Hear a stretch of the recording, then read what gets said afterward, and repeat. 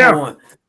We are live. Welcome back. We are live. Welcome to Fanatics Live. I got my brothers with me on this Thursday night, the best night of the week. We got NBA basketball, NBA playoffs happening right now. We got a lot of noise happening in the NFL. We got a lot to talk about on tonight. So we just going to go around and say what's up to the fellas. I'm going to go to the first person that was here with me, actually waiting for me to come on. What's up, Dave?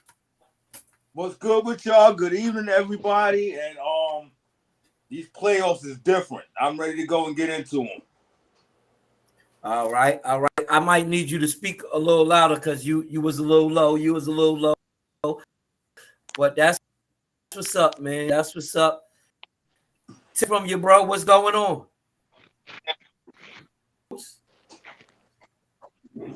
You froze already?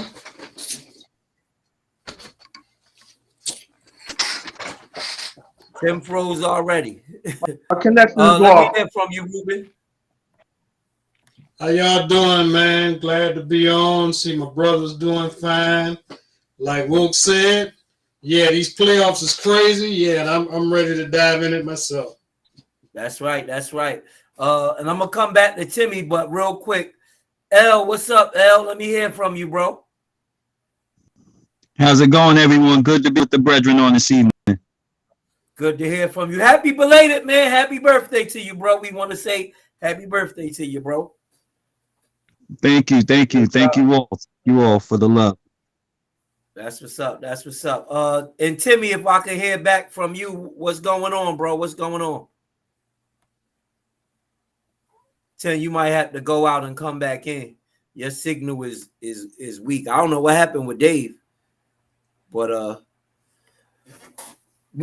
this is Fanatics Live. We are live. We got a lot to discuss, like I previously said. We got basketball playoffs happening right now. But before we dive into that, let's talk about Deebo Samuels, man. He had, and this is a good topic for my brother Wes, because I seen your team listed as one of the teams that was a possibility to land Deebo. So I'm gonna start with you, man. What are your thoughts on this Deebo Samuels?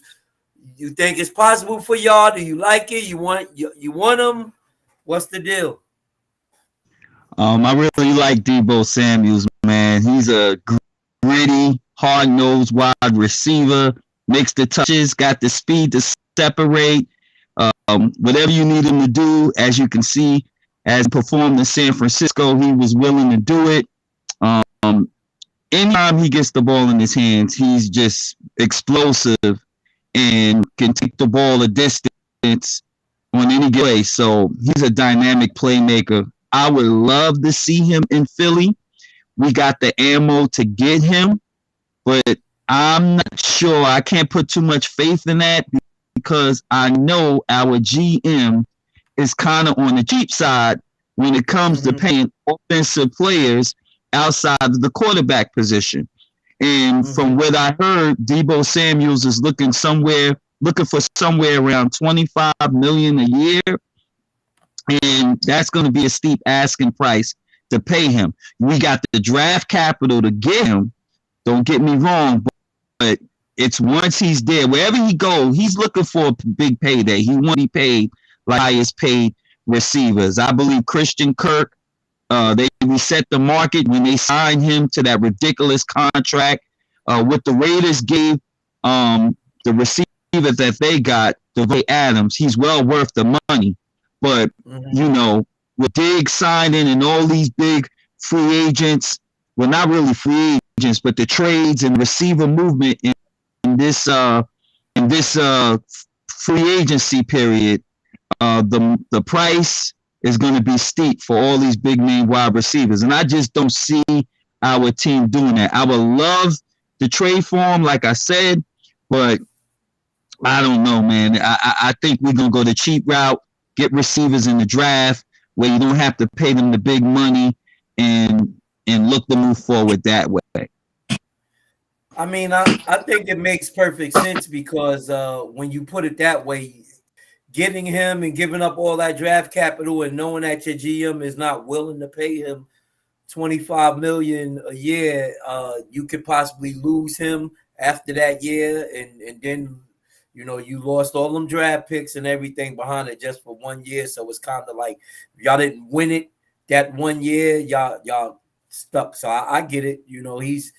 He is asking for a lot, but somebody told me that they believe that asking price is because he wants out of San Francisco. He really doesn't want to be there. He feels overused. He wants to be a receiver, and that's it. He don't want to be used in those other way. I'm gonna go to our brother Ruben real quick, and then I'm gonna swing right back to you, Dave. Ruben, what's your thoughts on this Debo Samuel situation? Now, I'm just gonna name the 5 teams I seen tied to him real quick before I release it to Ruben. The New York Jets, the New Orleans Saints, the Green Bay Packers, the Kansas City Chiefs, the Philadelphia Eagles are the names I seen tied to him. Ruben, what's your thoughts on this situation? I mean, I don't know where it went wrong in San Francisco, except for probably negotiations wise, because they used him a lot. I mean, they used him a lot, and then they don't want to pay. So, I mean, I could see where he would want out. Now, as far as the money he wants, he's definitely worth it in the right system. Definitely worth it in the right system. You know what I mean? I can see a team picking him up and paying him that money because he proved he earned it. Mm-hmm. That 1 year, that breakout year, he earned his money. And he definitely put out more than they gave him. And they don't want to do his contract the way he wants. I can see why he wants that money, and he wants out of San Francisco. So you mentioned the right system. You think he's tailor-made for a specific system, a system like the San Francisco running, or what kind of system you think he's tailor-made for? Well, the whole league is pass happy now, so I mean, except for driven league, Cello say it all the time. Yeah, except for a few teams, he won't be good in a Pittsburgh. Well, yeah, he'll be good. I think he'll be good. I take that back. I think he'll be good in any system because he can do both. He can run it down their throat, and he's an excellent route runner. So he'll be good in any system. I take that back. He'll be good in any system. Okay, so where do you see him landing ultimately? I would love to see him in a Ravens uniform. Woo, David. Wow.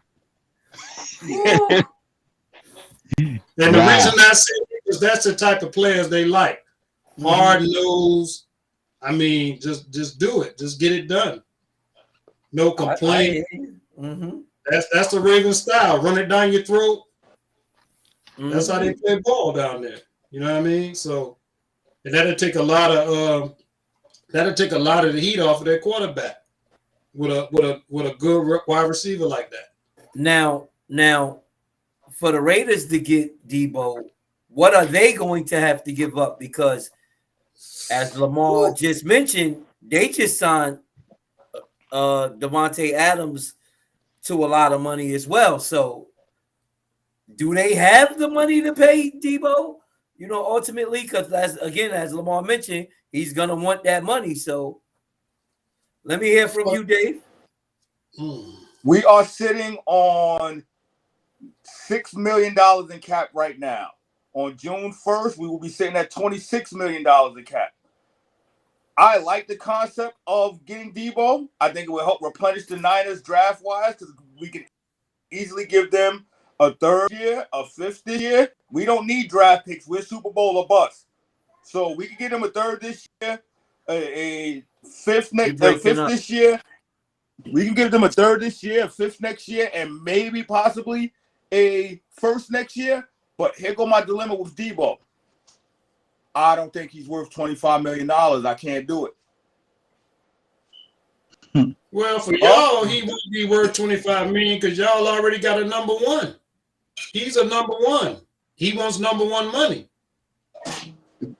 The money y'all will spend on him, you can get 3 quality backup receivers, a slot receiver, and another number 2 for the money he wants. So I wouldn't do it if y'all was the Raiders.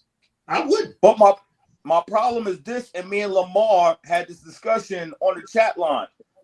I don't put him in my top 5 wide receivers. I don't put him in my top 10 wide receivers. So are we paying him just for 1 year, or is any team for that matter? They're paying for 1 year, or you're trying to project out because he's 26 years old and he's going to go play in a system that's not tailor-made for him like the 49ers. Like, I'm not paying Debo. That got red flag written all over it. Why? For us, why would they have red flag? Not a red flag. For every other team that's looking for a number one, like I don't place him in my top 10, so I'm not going out and paying $25 million for him. But he was what, top 3 in the league last year? You wouldn't put him in the top 10? One 1,400-yard season does not make you special. That makes you have one 1,400-yard season. I want to see constantly. He progressed every year. Atlanta, y'all go pay him. I don't want him. I'll take him. So you forget. Terrell Owens started out the same way. Jerry Rice started out the same way. Those are Hall of Fame wide receivers I just named. Top 3, I might add. So that's interesting, David. You don't think he's worth number one money? Am I hearing you right? He would be a valuable asset to the Raiders because he don't have to be number one. He is not Nuke. He is not Adams. He is not Cup. He is not Diggs. He's not the. I get scared when I see a receiver blossom for 1 year and then go ask for the badge. I think if you look at the draft class that he came out in, A.J. Brown has produced constantly over his first 3 years. Terry McLaurin has produced constantly. Terry McLaurin has back-to-back 1,000-yard seasons. This is this man's first time having a 1,000-yard season, and we're all talking about giving him $25 to $30 million. That's a risk. Go ahead, L. I see you. I just going back to like this whole. No, I'm just laughing. The thought of him going to the Raiders is just crazy to me. I mean, the type of money he's asking for and what they're paying Adams, it's just, to me, it's not realistic because that would be tying up almost about $50 million in cap space to the wide receiver position. GMs do balance their money when they look at positions. And unless it's corner or something of that, because Miami, they dished out a lot of money for Xavier Howard and the guy that they got from Dallas a couple of years ago. So they put out a lot of cap money at one position, but that's a very rare occasion, and I don't see that happening. Debo's going to go someplace where he's going to be their primary number one. So a team like Oakland, teams that already got a receiver that's set to do business for him, I don't see him going to join somebody else to tantrum. Now, there's an opening now in Green Bay, and all these teams that got a lot of cap space like the Jets and, teams like them who are receiver hungry right now, that's a realistic possibility. I think he'll go, but not Oakland. I think, honestly, we're wasting our breath mentioning them in this conversation. Makes sense because he didn't mention the Raiders. He did, however, mention the Jets and Green Bay, which is 2 teams you just brought up. Timmy, where do you see Debo Samuels going? Now, before I release it to my brother, I'm just gonna put this out there. I'll take him. Right now, we don't have the cap room for him, but we just paid Kenny Golladay $18 million a year. And so far, he's had done nothing for us. So I'll take Debo at 25 if we were able to get rid of Golladay. In that event, the only way we can do that is through via trade. I'm just saying, hypothetically, I would take him opposed to having Galladay. But go ahead, Tim. I would too. I would see him land on Jets organization. The Jets? Yeah. Nice. What are the Jets giving up to get him? Either a backup quarterback, two defensive backs, and a draft pick. Pick number 10 is all they got to do. Yeah, they got 2 top 10, so one of them is definitely going. And that's I remember last Mike was saying the Giants or the Jets can have them, give them their 2 draft picks. That's what Mike said. So Lamar hitting on all cylinders again. Go ahead, Dave. Go ahead, Dave. You brought up Galladay, and I like Galladay, but to me, he's like Debo. He had one good season. Y'all threw $18 million at him, and now y'all hoping that he turns into an elite receiver, or just y'all number one. I feel as though Debo is the same way. One season, and we're talking about giving him $25 million. Buyer's remorse, like, stop. I'm not giving. Give me 2 years. Go back and play with the Niners and give me 1,300 yards, and then I'll give you $35 million next year. But I'm not giving $25 million off of 1 year production. Well, for Debo, I'm gonna let you go, L. Give me a second. For Debo, I'm basing it not just off of the 1 year. I'm basing it off the totality of it, the playoffs, how well he played, and how they leaned on him so much. And you talk about an offense who produced nothing last year. Our offense produced nothing. We were related last in red zone points last year. So with somebody like Debo, that's definitely an upgrade.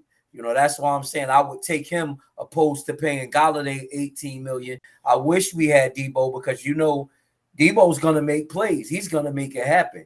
And when Galladay wasn't injured, he still hadn't seen the end zone all year. So I would take Debo opposed to having Galladay, is what I was saying.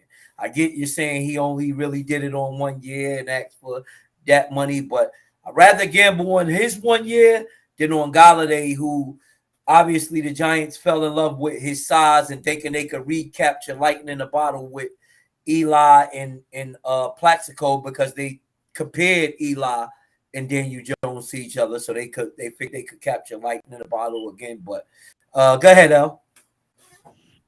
I was going to say this too. You got to look at the draft, and there's a lot of promising wide receivers in this year's draft.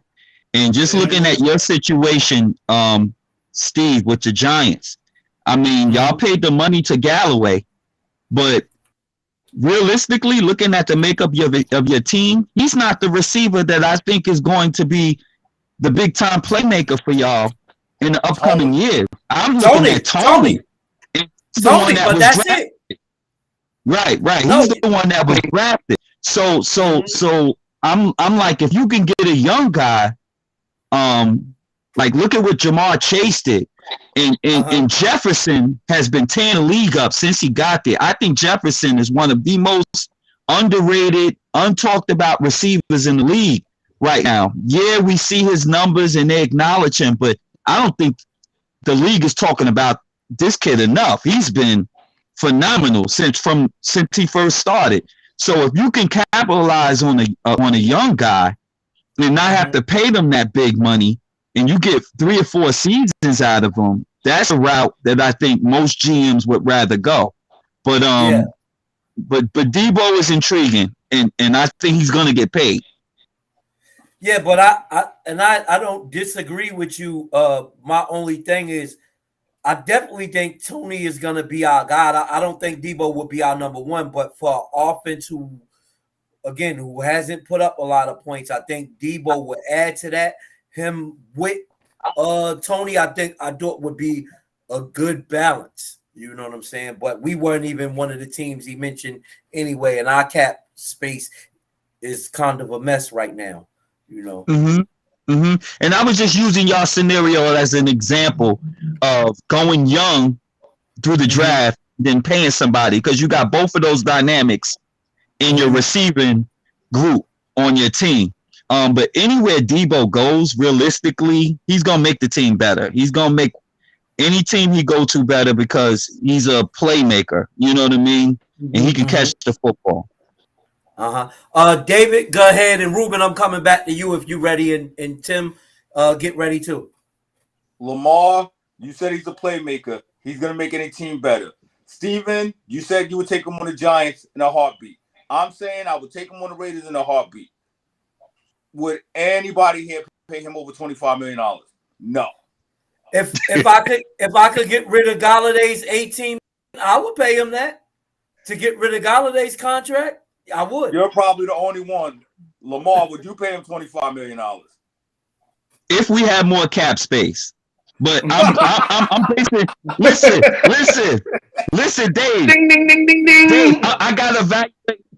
They gotta evaluate from my team situation. Exactly. They got a young wide receiver too that they drafted, David, who's on his rookie contract. So they have wiggle room to pay another wide receiver that kind of money. Do you know how many good wide receivers is in this draft? I'm not paying nobody $25 million when we talking the top 60 people in the draft this year, prospect-wise. 20 of them are wide receivers. So how many of them in that draft how many you think are paying out really? Level. He just drafted Smith last year. I'm telling you right now, I'm talking to lower level prospects like Skylar Moore, like Ball from Purdue. These guys are going to shine in the NFL. That's not even talking about 3 that's coming out of Alabama. That's not talking about Drake coming out of USC. That's not talking about the young man coming out of Arkansas. I'm taking my chance in the draft before I give Debo $25 million, man. I understand what you're saying, but what I'm asking you is, you naming these college prospects like they already are proven. They're not proven. Even though Debo did it in 1 year, I say 2 years, because last year he broke out before this year, and then he just took it over this year. So I'm asking you, from a wide receiver that's in the league, a young wide receiver that shows you, ask him to do with all his heart and produce, you wouldn't pay this man $25 million when he's earned it the last 2 years. He's earned it. Look what we just saw. Bank on the wide receiver in the draft. Look what we just saw over the last 3 years of wide receivers. Chase came in and lit the NFL up. Before that, Jefferson came in the league and lit that up. And then that brings us back to Debo's class, where A.J. Brown and McLaurin are 1,000-yard receivers repeatedly. So, yes, I'm taking my chance in the draft because it's a pass league and they get their concepts from college. I don't have to pay you $25 million. You pay Adams $30 million because Adams is the best wide receiver in the game. We can't say Debo is the best wide receiver in the game, so I'm not giving him $25 million. That's just my personal opinion. He's not top 10 to me, so I'm not giving a receiver. Wait a minute. $25 million. Wait a minute. Back up. Adams is the best receiver in the game. Adams, y'all agree with that? I didn't agree with that. I was about to say something. I'm asking, do y'all agree with that? Before we move on, I just want to get a quick consensus. Are you saying that because he came to y'all? Is Adams the best receiver in the league? Last year you said Cup. Yeah, you said Cup last year. Steven, last year I said Cup. But the reality is this. It's Adams, Nuke, Cup, all number 1, 2, or 3, however you want to place them. And then Hill is the 4th best. And then Jefferson is the 5th best. So however you want to place those 3 wide receivers, go ahead. It's not up for debate. But those are the top 5. I can't put Debo in the top 5 for 1 year production. I can't put Debo in my top 10 because I think Metcalf and Lockett, both in Seattle. But what about Hopkins? What about Hopkins? Nuke Hopkins. That's his nickname is Nuke. So every time I say Nuke, I'm talking. Yeah, his nickname is Nuke. So that I reference him as Nuke. So go ahead, I'm just saying, where's he in the top 10? Where's Go the ahead, $25 Tim. million wide receiver? Go ahead, Tim. I'm coming to you, Lamar and Ruben. Go ahead, Tim. Is Um, is is what David's saying is true? Is Adams the number one receiver in the league? most likely yes. I say no. Devontae Adams from Green Bay. Am I right? Well, Yeah, now he's with the Las Vegas Raiders. Okay. I say no. Based on what Adams did up there in Green Bay, he's gonna do well in Vegas. Now, wait a minute, because I remember when we were doing the top 100 a few years back, and Michael Thomas was pretty high, and y'all told me he had Drew Brees throwing him the ball. He had the MVP throwing him the ball. Let's not forget that. He had two years in a row he won league MVP, right? The last 2 years? Yes. Yep. Did he win it the last 2 years? He had the league MVP when the last 2 year MVP throwing him the ball. Go ahead, L. One of the things in relation to Devontae Adams is you just mentioned it. He's benefited from having one of the top quarterbacks throwing him the football. However, it doesn't take away from his talent. He's definitely one of the top receivers in the league. But it's hard for me to truly name a number one. It's a lot of guys. And I think David pretty much mentioned them. That's right there on the top. So I can't really name a clear-cut number one, but B-Hop is up there. Stephon Diggs. Yeah, Diggs is up there. You got Adams. So yeah, it's pretty hard to just name a clear-cut number one. All right, Ruben. I know you said you disagree with David. I disagree. I do. I disagree because I don't see where he's dynamic in route running. He's dynamic in he has great hands. But can he stretch the defense out on the long ball? That's what the league is going to now. And he can stretch the league. He can do it on the long ball with Brett Favre, but is he going to do it with y'all? You mean Aaron Rodgers? Yeah. Yeah, with Aaron Rodgers. I'm sorry. He did it with Aaron Rodgers, but is he going to do it with y'all? And I don't say this to disrespect Aaron Rodgers and all of his greatness. So don't take this comment that I'm about to say the wrong way. But y'all are crazy if y'all think it's that big of a drop-off from Aaron Rodgers to Derek Carr. Y'all crazy. Derek Carr is a top 10 quarterback in this league. So he's leaving number one, and he's going down just a little bit of peg to where Carr is at. So don't make it like, oh, he's not going to play with another superstar quarterback. Cut it out. That ain't what I said. That's not what I said. That's his benefit. That's his benefit. He's leaving one good quarterback to another. Different system is what I'm trying to get you to understand. Carr is a top 10 quarterback? Yes, no, he's not. We've had this argument many times. No, he's not. But Wait a minute. Because I have to ask this. David, aren't you the one who wanted another quarterback? And Richie. I'm sorry. Richie wanted another quarterback, and you were saying no, Carr. And I agree with you, but I don't know if he's a top 10. Arguably, I'll say he's top 10, but go ahead. He's top 10. You start with the GOAT. The GOAT been out of the game, so we don't have to bring him up. Yeah. The GOAT been out of the game, so we don't have the GOAT retired in the 90s, so we don't have to bring him up. Go ahead. I want y'all to understand something. Okay. You talking about Devontae Adams is the best. He had to catch the ball over 120 times to get 1,500 yards. Wait a minute. You saying that like it's a bad thing for him to catch the ball? Listen, I'm not done. He got 15, 53, and 11 TDs. Devontae Adams. He got 123 receptions for 1,553 yards. Debo got 1,405 for 77 yards. Let's look at the comparison. You said Devontae Adams is the best receiver in the league, but look how much he gets thrown to and look how many yards he's producing per catch compared to Debo Samuels. How many times is he not facing double teams and stacks going his way? Who? Cut cut it out. Cut it out. He plays on the island by himself, and they don't just send Ramsey over there. They send Ramsey, the linebacker, over there, and he's still making those plays.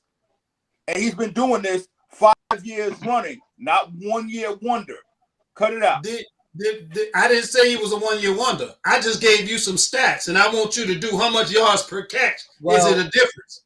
Well, that argument is a little flawed, David, and I'm gonna tell you why. Because you said he's doing this all against double teams, but Debo is probably the most used receiver in the league because they used him so much in so different areas. So you can't really say that. If you talk about worth, they're using him more. Now you talking about just straight up being a receiver, yeah, then Devontae Adams, but you can't really say, oh, he's seeing double teams because going into the playoffs, everybody knew San Francisco plan was to get the ball in Debo hands some kind of way.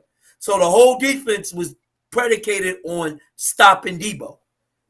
That's why Ayuk and Jennings and everybody else were able to come off.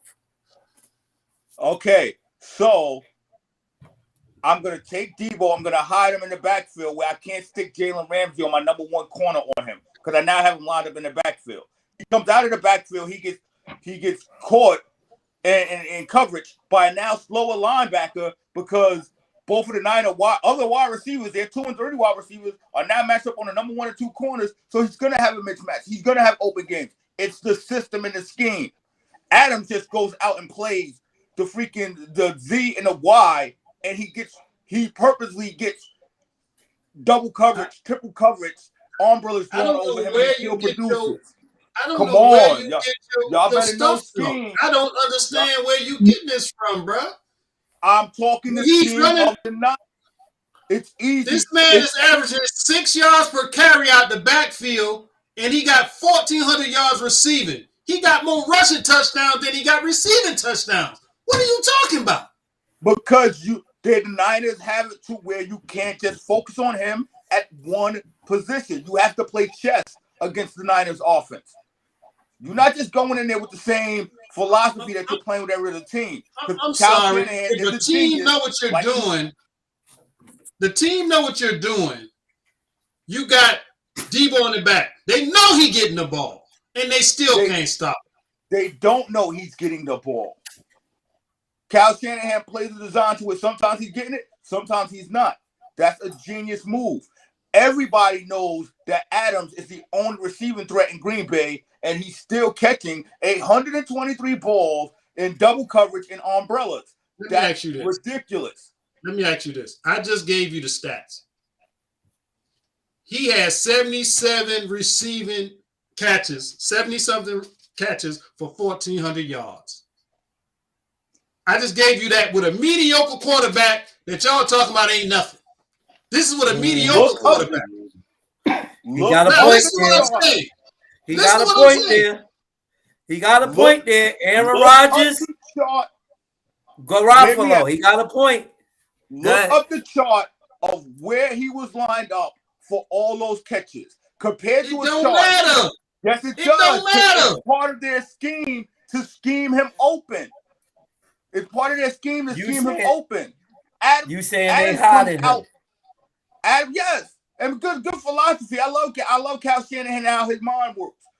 But Adams comes out and he's facing a double team on umbrella, and he's still catching 120 balls. You don't have to scheme Adams open. Adams is going to figure out a way to get open because he's the best wide receiver in the game. In the playoffs, the Rams kept the safety with his eye on Debo.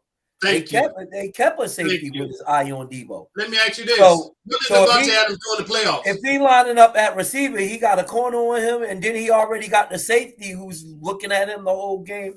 What did Devontae Adams do in the playoffs? Since he's the best. He lost in the first round to Debo. Since he's the best. And y'all acting like the Niners don't have other weapons. The Niners have a top 3 tight end in the league. The Niners You ain't had answer my question. a rookie running back that ran for 1,000 yards. Adams has nobody. No, there's no threats Yo, on Green Bay. There's no threats on we Green can Bay have. other than Rodgers. Come on. Wait a minute. Wait a minute, fellas. We can have a show based upon your ranking alone. You think Kittles is top 3? Kittles is one of the top 3 tight ends in the league. Do not do that, Steven. Okay. Kelsey, Kittles. We don't have time to dive. We don't have time to dive into that right now. But okay. Can you just answer me one question, David?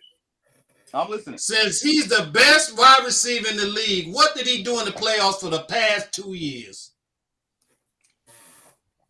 You're calling out him going out to a better team. Everybody loses except for one person. Bailey, cut it out. Everybody loses. We ain't talking about him losing in the national championship game. We're not talking about him losing in the second round. They lost this round. Debo is such a great weapon. Debo is such a great weapon, but the Niners didn't win the Super Bowl. Come on, anybody. You can pick anybody. Don't try to divert. Don't try to divert. You trying to divert. One player is not going to win a Super Bowl, David. You know that one player is not going to win a Super Bowl, David. Exactly. Adams is the. You trying to divert, David. You trying to divert. You still ain't answer my question. Y'all trying to say that? I gotta. Not the one of the best wide receivers in the league, y'all. I'm not saying that. I'm not saying that. That's not what I'm saying. But I gotta let the best in the league. I gotta let Timmy. I think that's subject to opinion, but I gotta let Timmy and Lamar back in as well. I'm loving the back and forth between y'all. But Timmy, is Davante Adams that much better than Debo? Is not top 5 receiver? Based on those 2 players, Davante Adams had a better season than Debo Samuel. Because when Debo was playing for the Niners, they beat Dallas, but they couldn't beat the Rams. But they beat Davante Adams in Green Bay. They beat them after they beat Dallas. So that argument is kind of flawed. But go ahead, El. Are you still there? Yes, I'm here. Go ahead. You should. What the question is, who's better, Debo or Adams? Not really who's better, because I think Ruben is saying David is acting like it's a huge difference between Debo and Davante Adams. I think that's what Ruben's saying, and David's saying it is a huge difference between the two. Obviously, I mean, I think most of us would agree Davante Adams is better, but David is saying Debo is not even top 5. Well, me and David was on the chat going back and forth over that already. And I think he's one of the top 10 receivers in the league. David said he wouldn't put him in the top 10. I say he definitely would be for me. Not even top 10? No. He said he's not top 10. No. With his stats alone last year, he's top 5. Go ahead, let's let Lamar finish. Go ahead, L. But as far as Davante Adams, I mean, he's been consistently one of the league's best for years. For years. That's a fact. I mean, that's a fact. You know, so I don't think the comparison between those two, you know, are that close. We need to see more consistent from Debo Samuels. Let him put up these type of numbers, you know, on a year-to-year basis. So yeah, I kind of agree with David in that he points out that it's only been one good, amazing. Although the talent has been evident in his previous years in San Francisco, he just didn't put the numbers that he put up this year. So that's what I have to say. I like it. So ultimately, I'm gonna go around and give everybody their final thoughts before we move on, because we got to move on. We got the whole NBA playoffs to discuss. So I guess it's fair to say, far as Debo, most of us are in agreement that he deserves to get paid. Now, David don't agree that he should get paid what he's asking for, but most of us do believe he deserves to get paid, and a lot of us would take him. So therefore, he has to be top 10, top 15 receiver. If everybody's saying if they had it, they would take him, even though David said he would take him too, just not for that kind of money. But Go ahead, David. Then I'm gonna go to you, Ruben, Timmy, and Lamar. If y'all want to have something to say before we close this topic out, y'all just let me know. But go ahead, David, and then go ahead, Ruben. Go ahead with what? What's the? Your final thoughts on this topic. Oh, I Before we mean, close it out. I'm not trying to take no money out of no man's pocket. I hope he get his bag.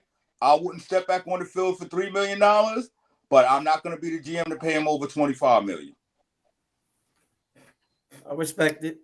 I respect it, Ruben.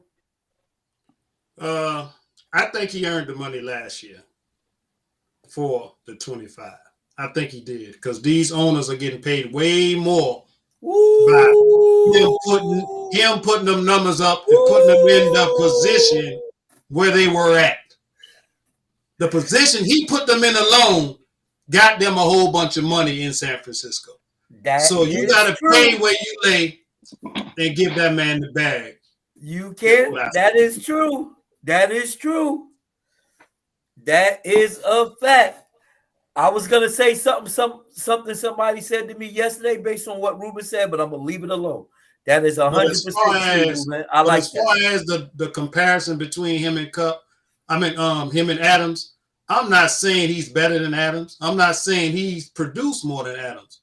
All I'm saying is his yards per catch is better than Adams. Hold on. And he's a dual triple threat better than Adams. That's all I was saying. Ruben, hold on. Let me tell you something based on what you just said.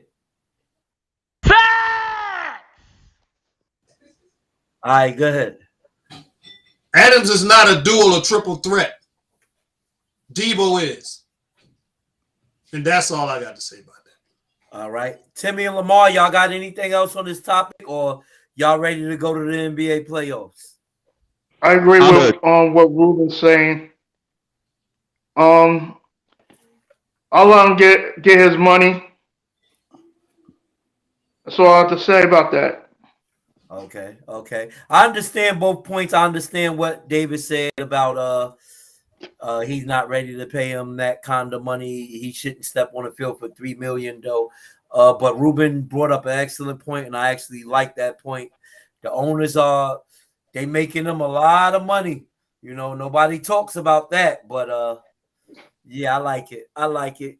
Good topic, fellas. I appreciate y'all on that one.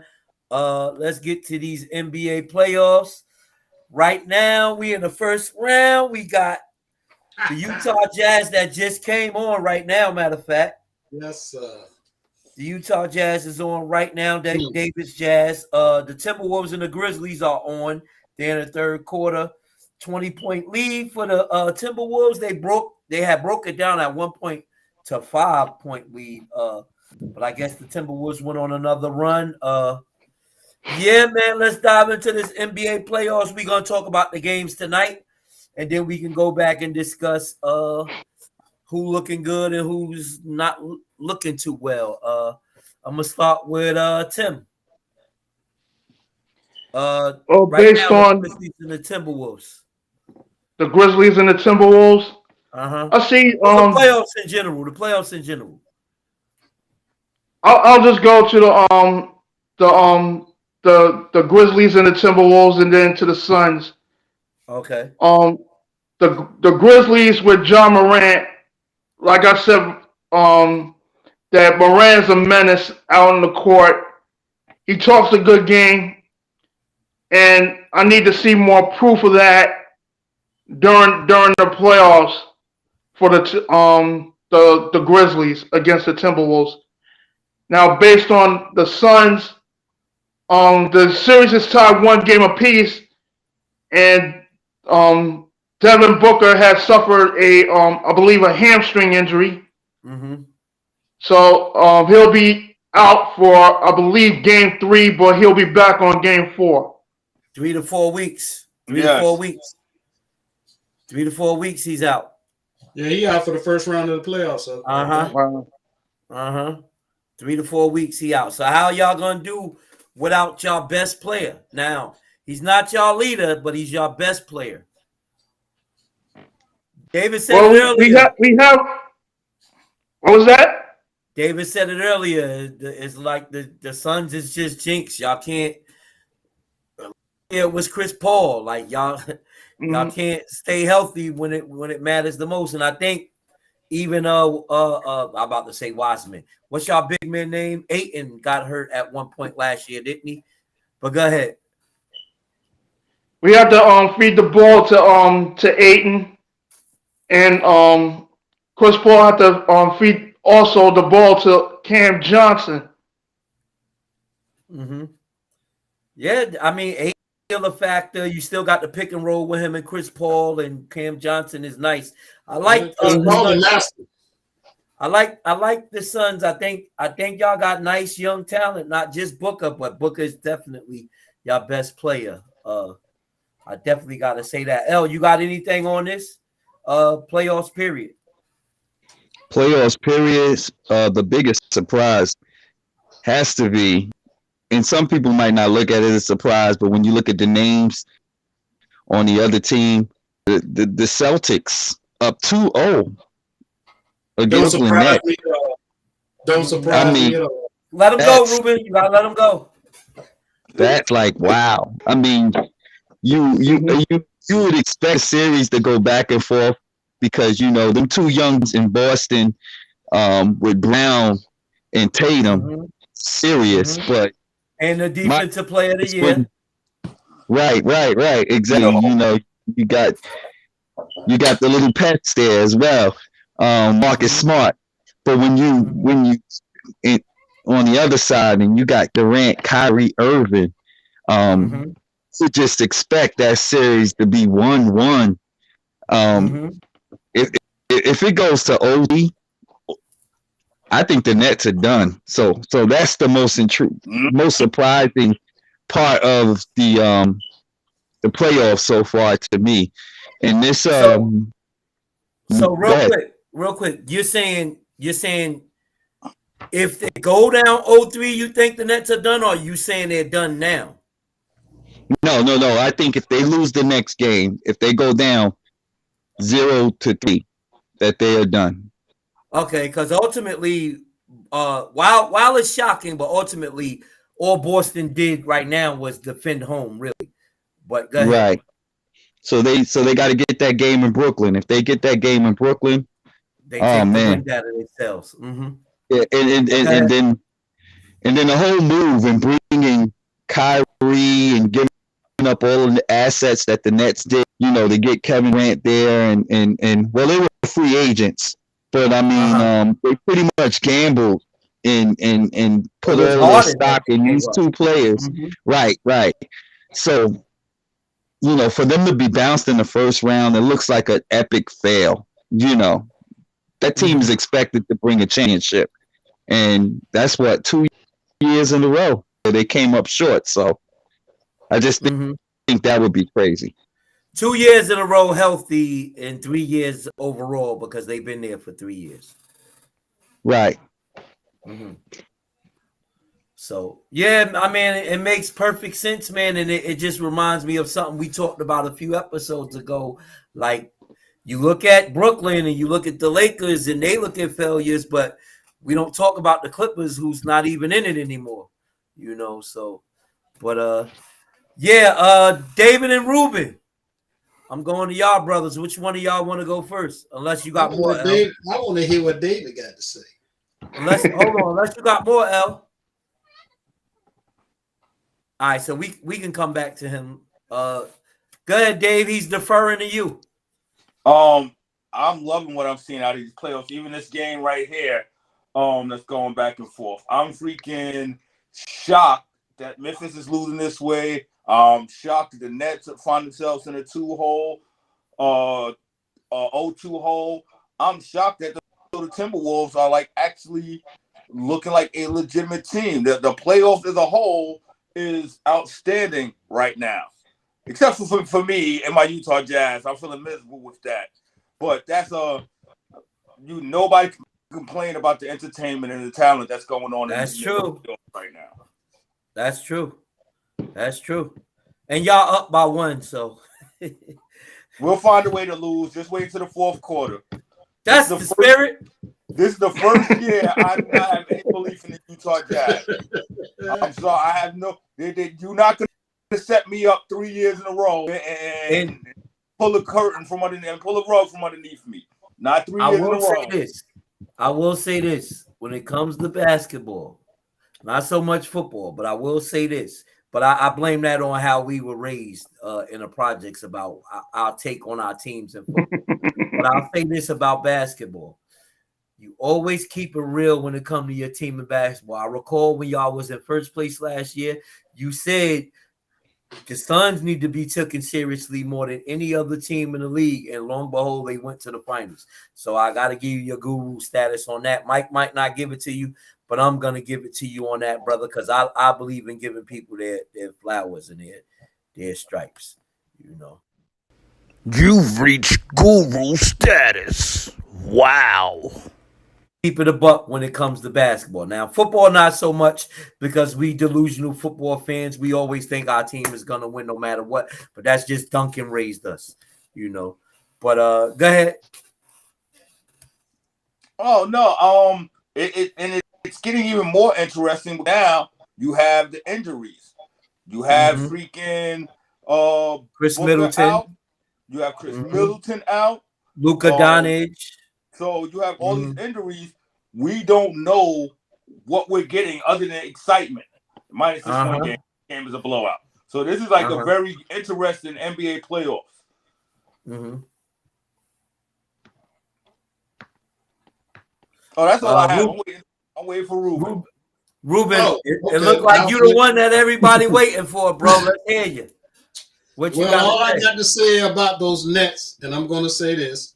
The reason I didn't pick the Nets to come out the first round is because they don't have no bench. This is true. The bench is not producing. For two, Kevin Durant ain't showed me nothing. Six, we got them 2 championships with Golden State. Tough. He didn't show me nothing before then. They went to the finals and lost. If you're the baddest man on the planet, you're supposed to take those games over when you're supposed to take them over. Y'all say he the baddest man in the league right now? What has he done in these playoffs right now? I don't say that. Y'all know who I say. Everybody loses, though, Ruben. Everybody loses, though.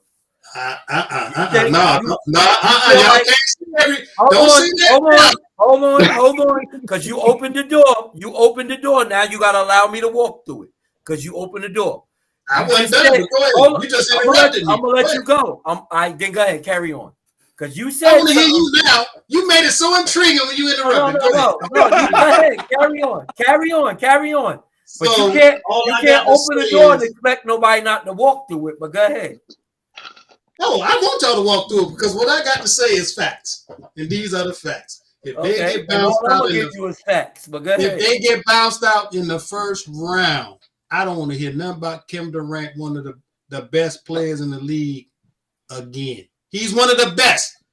He's one of the best scorers in the league, not players. No, score. That's it. Okay. I got to interrupt you there. Go ahead. Who's the GOAT, Ruben? Who's the GOAT of this era? Who's the GOAT of this era? Yeah. LeBron. Okay, where's he at? Why he not in the playoffs? He ain't in the playoffs this year. Okay, why is he not in the playoffs? He got to take those games over and get his team to the playoffs. But didn't y'all just say? No, he's the GOAT. He got to take those games over and get his team to the playoffs. So Kevin Durant is the GOAT? So Kevin Durant is he's not. He's not. Who's the GOAT then of this era? Who's the GOAT of this era? Jordan is the GOAT. I said this era. Jordan. This era. Jordan. There's no era GOAT. Y'all making too Jordan many is the GOAT of every era. Everybody. You mean of all time? I said this era. I said this era. Listen. Who's the GOAT of this era? You can't give me your answer for the GOAT of all time when I answer this era. You asked a question. Let me answer your question. You didn't answer it the right way. No, I didn't answer it how you wanted me to answer it. It's my question. Listen, you asking me who's the GOAT, right? No, that ain't what I said. You said who's the GOAT. You said who's the GOAT. Okay. That is an oxymoron because define the word. Let me finish. You asking me a question, but you won't let me finish.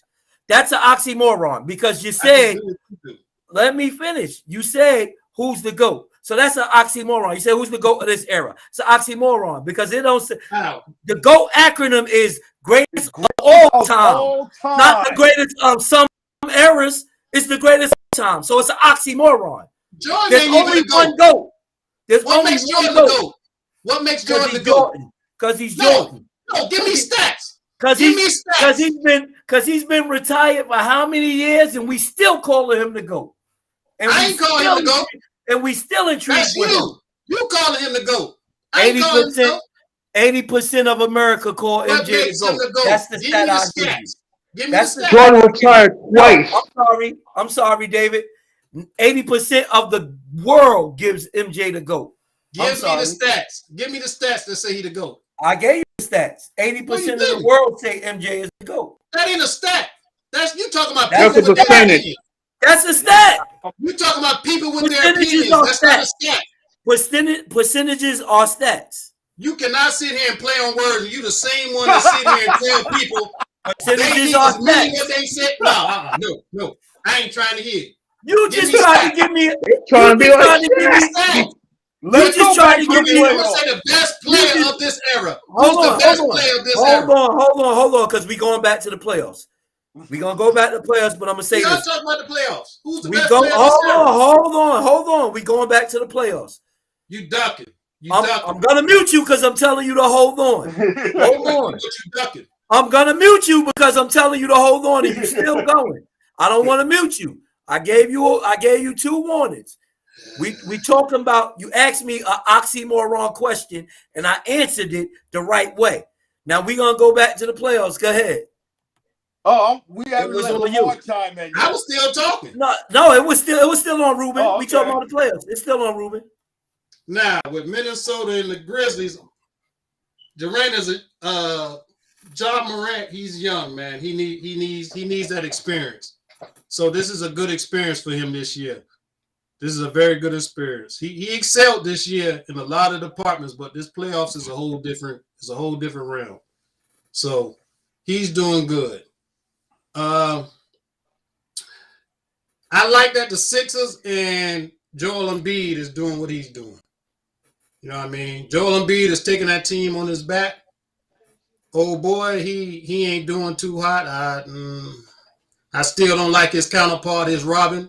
Mm-hmm. I don't think he's the one that's gonna bring him over the hump. If they're gonna win it all, Maxey seemed like he has a bigger impact than him. Yes, you're right.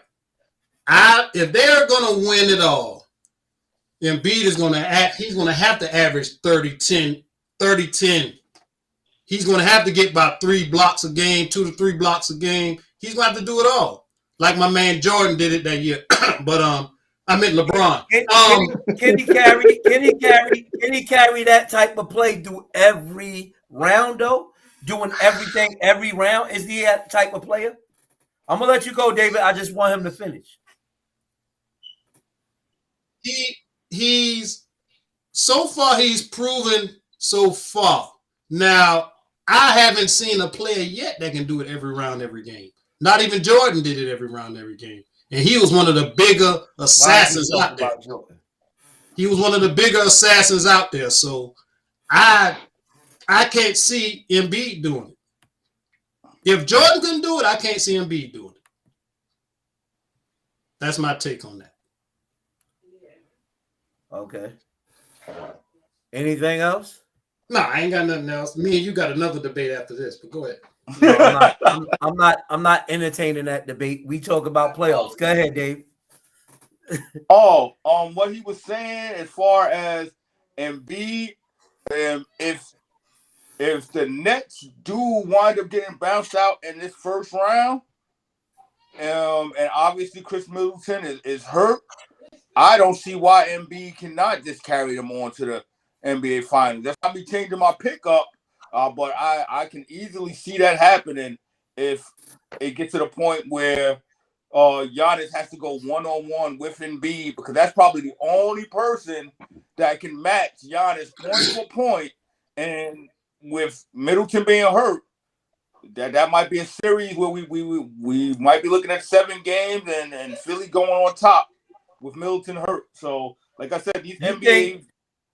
Hold on, real quick. So you feel like Giannis is the only person in the East that can match him point for point? No, I just said if the Nets get out, and I'm talking big men and centers, so you don't twist my words up and play your No, words. I'm not twisting your words. You I'm trying to will twist understand what. No, I'm not. I'm gonna mute you, Ruben, because I'm trying to understand what you're saying. That's why I asked the question.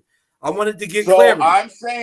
I'm saying if KD and Irvin somehow find a way out of this playoffs, and with Middleton being hurt, that Bucks team against that 76ers team now becomes a different matchup. I remember I got Milwaukee going back to the championship, just like I have the.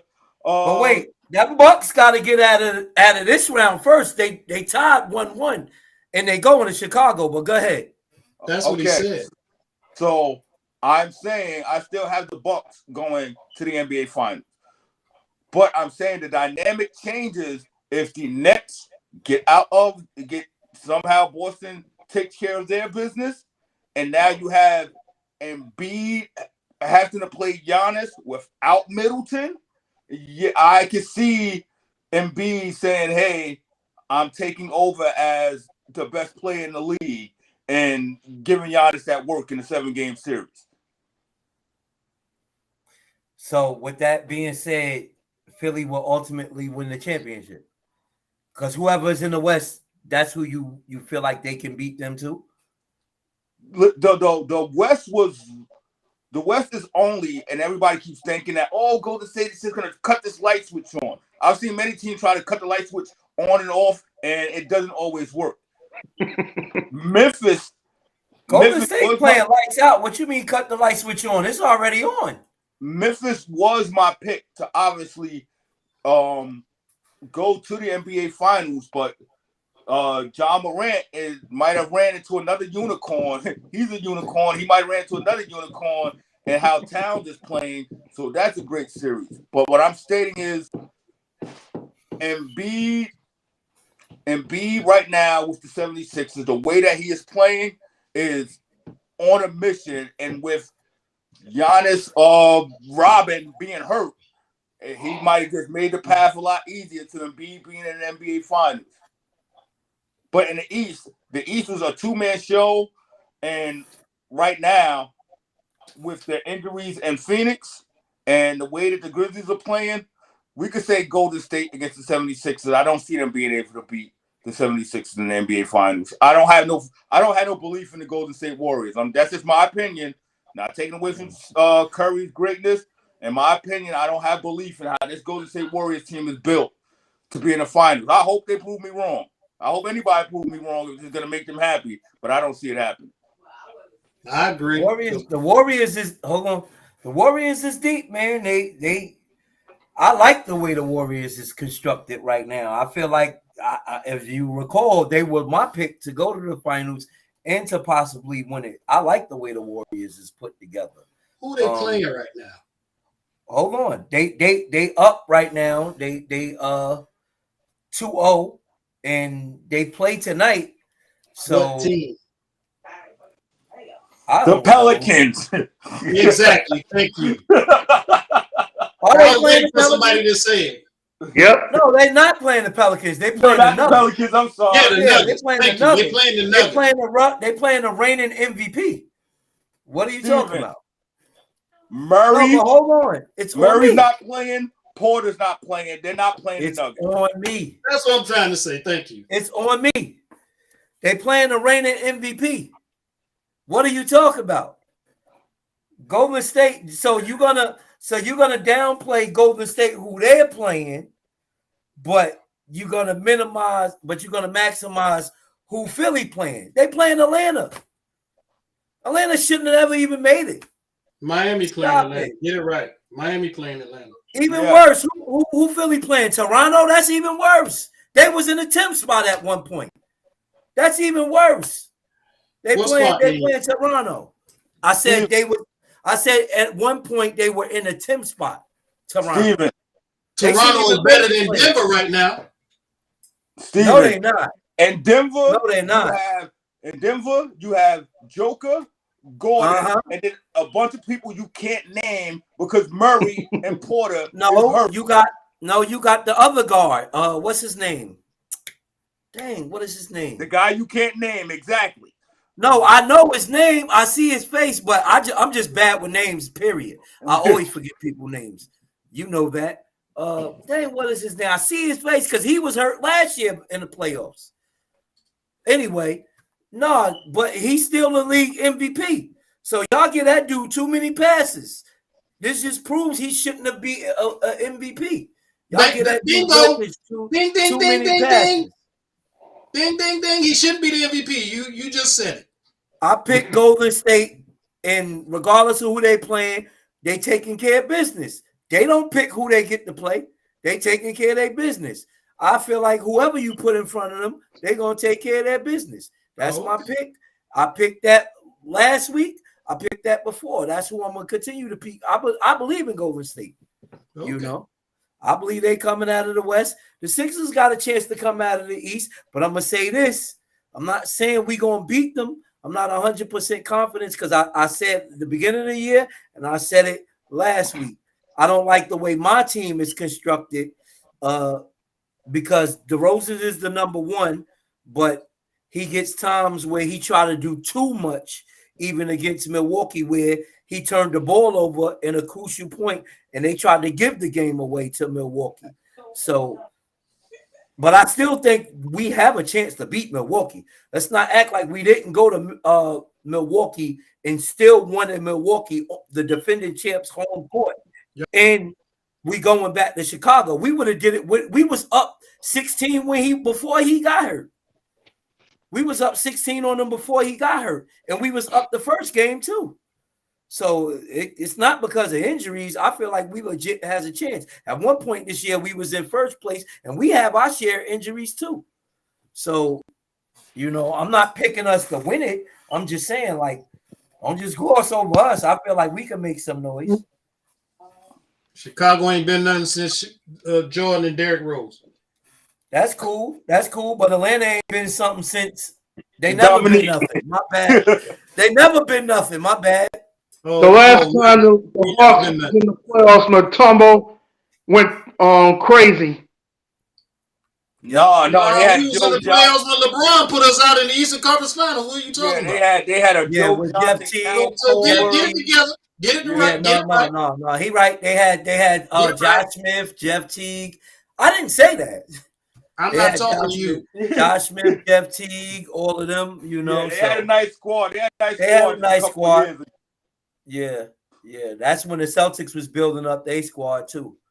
Yeah, but yeah, man. So David has the Sixers. He predicting the Sixers could potentially win it all, especially if the Celtics take care of the net. Yeah, I'm about to go there, Ruben. Smart. So no one's picking the number one Miami Heat to do anything. I pick Miami if they stay healthy. You picking them to win it all? Yeah, if they stay healthy. Okay. And I say that it's going to be an NBA Finals rematch from last year. You said that before. You did say that before. Yeah, you did. Go ahead, David. The only reason that I don't pick Miami is because when I look at the big men in the East, let's talk about the Embiid, the Giannis, and Bam. Bam is, I can't even say the third best of that group because I don't think he's top 5. Yes, so he's doing his job though.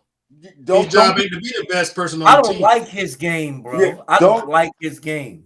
Don't get me wrong. I'm not saying that the rest of Miami ain't dogs and they ain't got that fight in them. They are. But when it comes to, hey, I need to get a quick 2 and I stick Giannis in the post, I don't see Bam being able to stop him.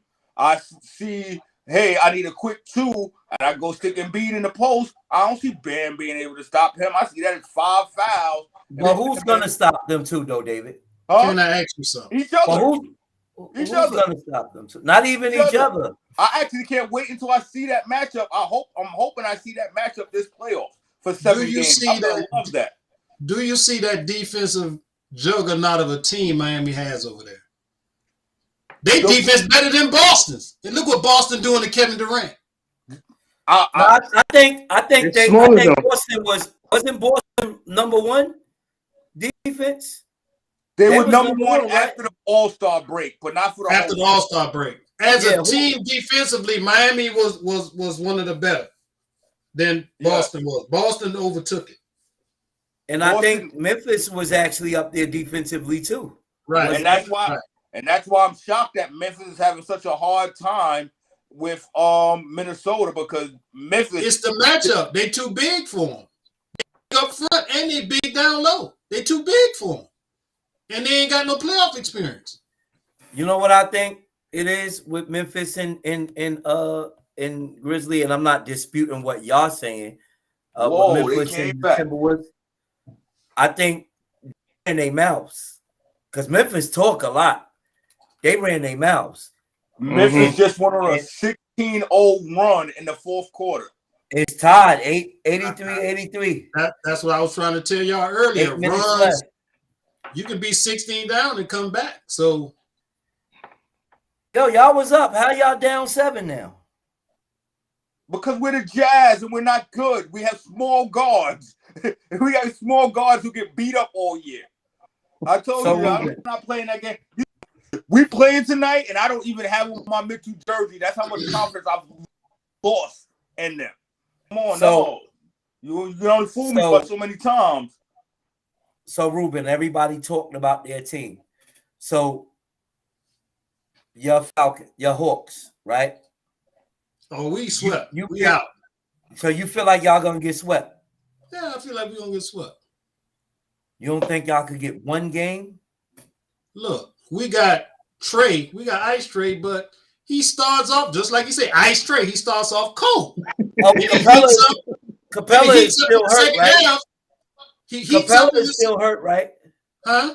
Capella is still hurt, right? Yeah, and then we ain't got no inside presence. So we done. I like Collins, though, man. I like Collins. Collins is hurt. Collins is dynamic. Collins ain't a big he came back. He hurt again? No. He came back. He back, but he ain't a big body. He's an athletic. No, he's not. No, he's not. I'm not saying he's a big body. I'm saying I like Collins. I'm saying give Collins to my bull. Yeah, Collins is a good player. I like Collins too, but he's not a big enough body to deal with what Miami brings. No, you're right. I'm not saying he's a big body. I'm saying I like Collins. Give him to my Bulls. We'll give y'all Tristan Thompson. That's y'all big body. Cut it out. I ain't even listening to him, man. I ain't even listening to him. That ain't even nothing that even. What? That's a fair trade. He played on a championship team. What do you mean? That's a fair trade. Stop. He played on a championship team. What do you mean? Stop it, bro. Stop it. How's that not a fair trade? That is not a fair trade. You know that ain't a fair trade. Okay. So you don't think y'all could win one game? You got Miami not only sweeping y'all, but you got them winning it all, or you just got them going to the Eastern Conference Finals? I got them winning it all. I got them winning it all. And surprisingly, they stayed healthy this whole time. Surprisingly, in the playoffs, they're healthy so far. So we gonna knock on wood. Yeah. For Cello and Terrence, we gonna knock on wood. So who they playing in the finals? Who you got them playing in the finals? I had them playing. Was it Utah? I'm trying to remember which one I had. It was either Utah or Phoenix. I had them playing. I can't remember which one. I think you did say Utah. It was Utah or Phoenix, one of the two.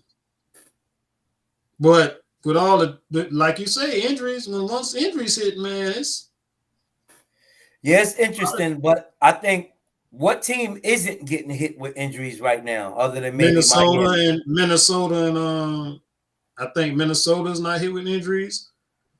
Golden State is Well, Curry's coming back, is back. So yeah, he still didn't start. Why he's not? He better start tonight. I don't know what Steve Kerr think he doing. No, he's trying to get Jordan Poole to come off, but come on, man, how you gonna Come not on, start? man. Jordan Poole is playing lights out. You can't He mess up is, the but continuity. You he can't mess is. up the continuity, man. He is, but come on, that's Stephen Curry. There's Stop no reason. There's no reason to rush Curry back against No, Not it's not. rushing him back. Like, Did you see what he stop. That did? is rushing him back. Did you That see is what he rushing did? him It's not rushing him back. Did you not see what he did the last game? That Regardless, shows you he's I'll ready. let him. look, I'm gonna give you something, he- and I want you to understand it. I get. Hold on. I get what y'all saying. They pretty much got this series won already. You can relax him. You don't got to play him a lot. I get it. I get wasn't even that. about to say that. I wasn't even No, about to say that. that's what David was alluding to. I get that. But what I'm saying is he's going to be the starter anyway. He is. There's no way you're gonna. You don't think so, David? Steven, let me explain. You don't think he's gonna be the starter anyway? Of course, he's going to be the starter. He's the greatest. Oh, okay, shooter in the because you history made of a the game. face. But what I'm stating is this: Golden State already went down the road with the injury bugs 2 seasons in a row. That's So what I was why about would to they be say. in a rush? Thank you. Why would they Thank be in a you. rush to repeat I don't think the same that's thing rushing them, but I get it. 3 years in a row? They I don't- I not don't- idiots. They not going to repeat the same thing 3 years in a row. I don't think that would be Hopefully, rushing them, but I hopefully. get, but I get y'all point. I get the point. I don't think that would be rushing Because them. Kerr got beat up about them 2 players getting hurt like they did and coming back too early. Kerr got beat up Well, in the Kerr, media. Yeah, Well, Steve Kerr. He got well, beat Kerr- up in the media and everything. Kerr is just another coach that benefited off of. Well, I'm gonna leave that alone. Go ahead. Say what I you know were what saying. you're You know about to what? say. Yep. I I'm gonna can't. leave it alone. I can't say he benefited I'm gonna- after That's the my after opinion. the first. That's the my first opinion. year he benefited. The first year he did, but after that, he did his thing. He did his thing. He did his thing. It was the same nucleus of the team, but he I'ma the one say carrying this. him over the hump. He the I'ma one say carrying him this. over the hump.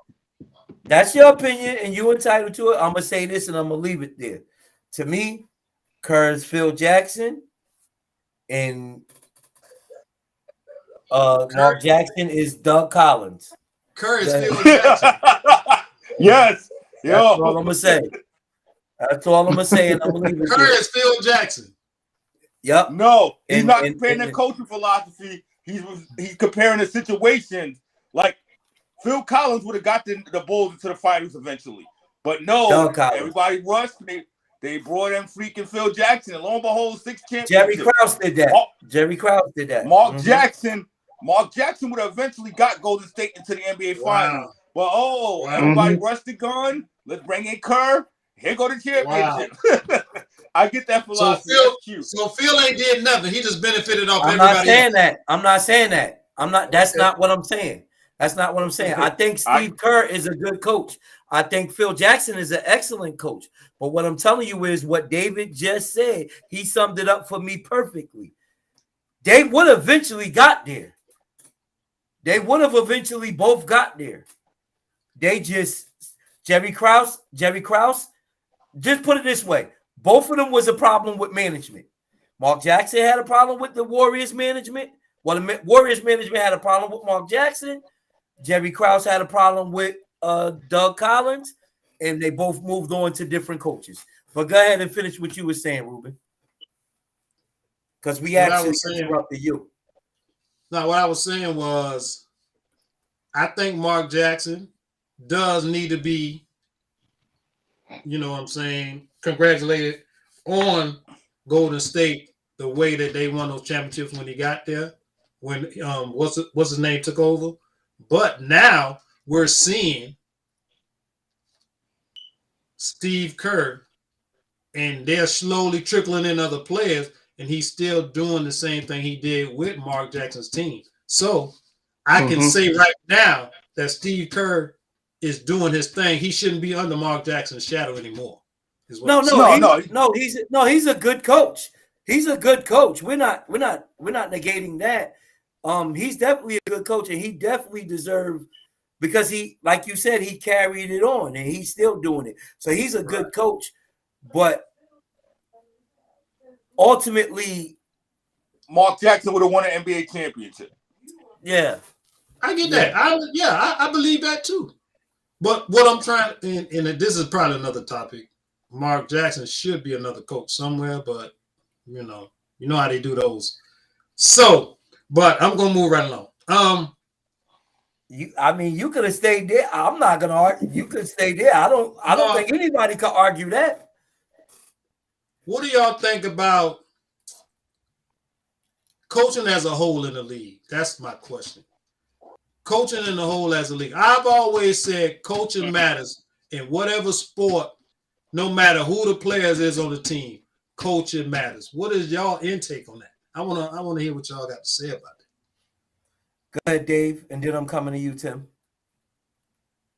There are 5 to 6 coaches in the league. In the NBA, I'm not going to say it in all sports. In the NBA, there are 5 to 6 coaches. Popovich, Nick Nurse, Thibodeau, Dan Quinn, and the young coach down in Memphis. The rest of these coaches... You can't forget Doc Rivers either. Well, Doc Rivers and Tyronn Lue. Okay, so there's about 8. I apologize. The rest of these guys puppets for these players. There's no more real coaching going on in the NBA. For real. There's no plays and strategies constantly being drawn up.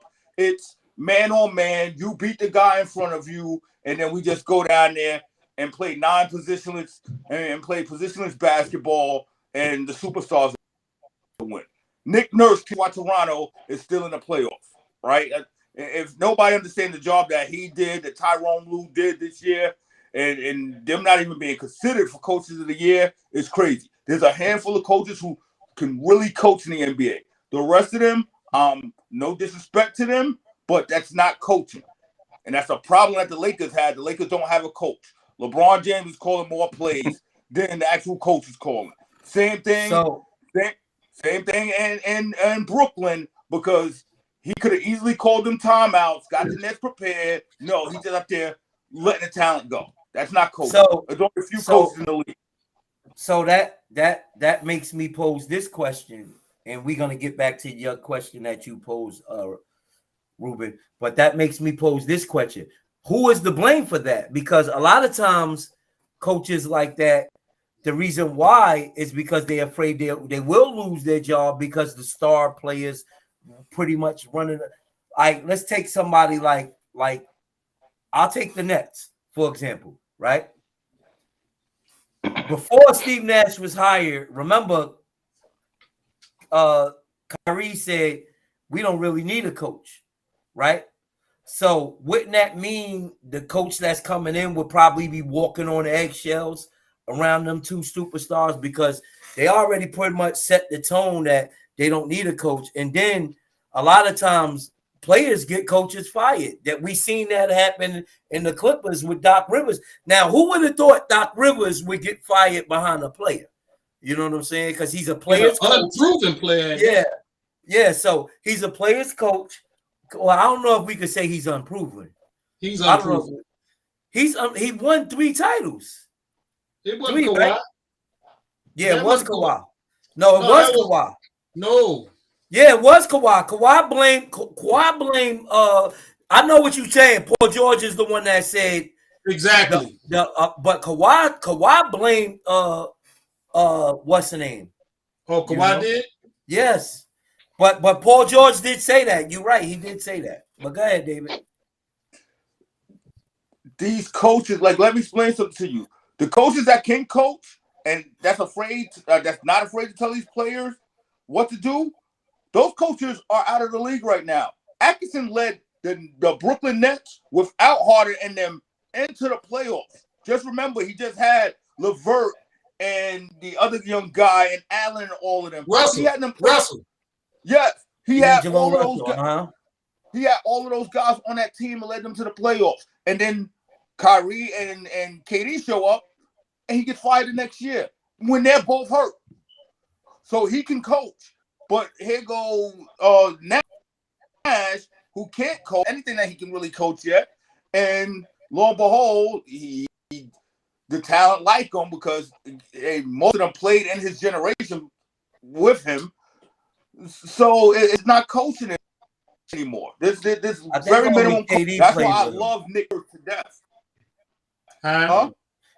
I think Not only with him KD on the same team, but no in the not NBA. I with him. think no, you talking about what during the playing years. I think only KD and maybe Blake Griffin, and Deion, LaMarcus. I think those three are the only ones that played while he Irvin was played playing. with him at the end of the year when Irvin was in Cleveland by himself and Nash was the Lakers. Irvin has been in that long. Yes. Irvin came in what, 12 or 13? I can't remember offhand, but he's been in that long. Okay. Because remember the year LeBron left, that's when they drafted Kyrie that next year. Yeah, and then they drafted who they drafted? The boy that's not, I don't think he in the league anymore. Anthony Bennett and Wiggins. And then Wiggins. Uh-huh. Yeah. So is that's the point I'm making? Like, is that on the coaches, or is that like let's take what's his name? Frank Vogel, for example. Was like a coach like him was pretty much set up for failure because one, he clashed with Russell, which was public. They said he lost the locker room. He couldn't really coach the way he wanted because you got LeBron and AD. I even seen like one of the last games, not the last game, one of the last games where he subbed AD out because AD was hurt. He subbed him out because he didn't want him to get further injury. And you could see AG saying no and getting mad, but he eventually came out, but he got mad. Like, why are you taking me out? Like, you can't. Him talking to his coach like that is not good for the younger players to see that. Like, you know, what kind of example is that? So what I'm saying is, like, sometimes the coaches are set up for failure because, number one, I heard somebody say he didn't bring in that talent for the Lakers, so he got to coach that talent.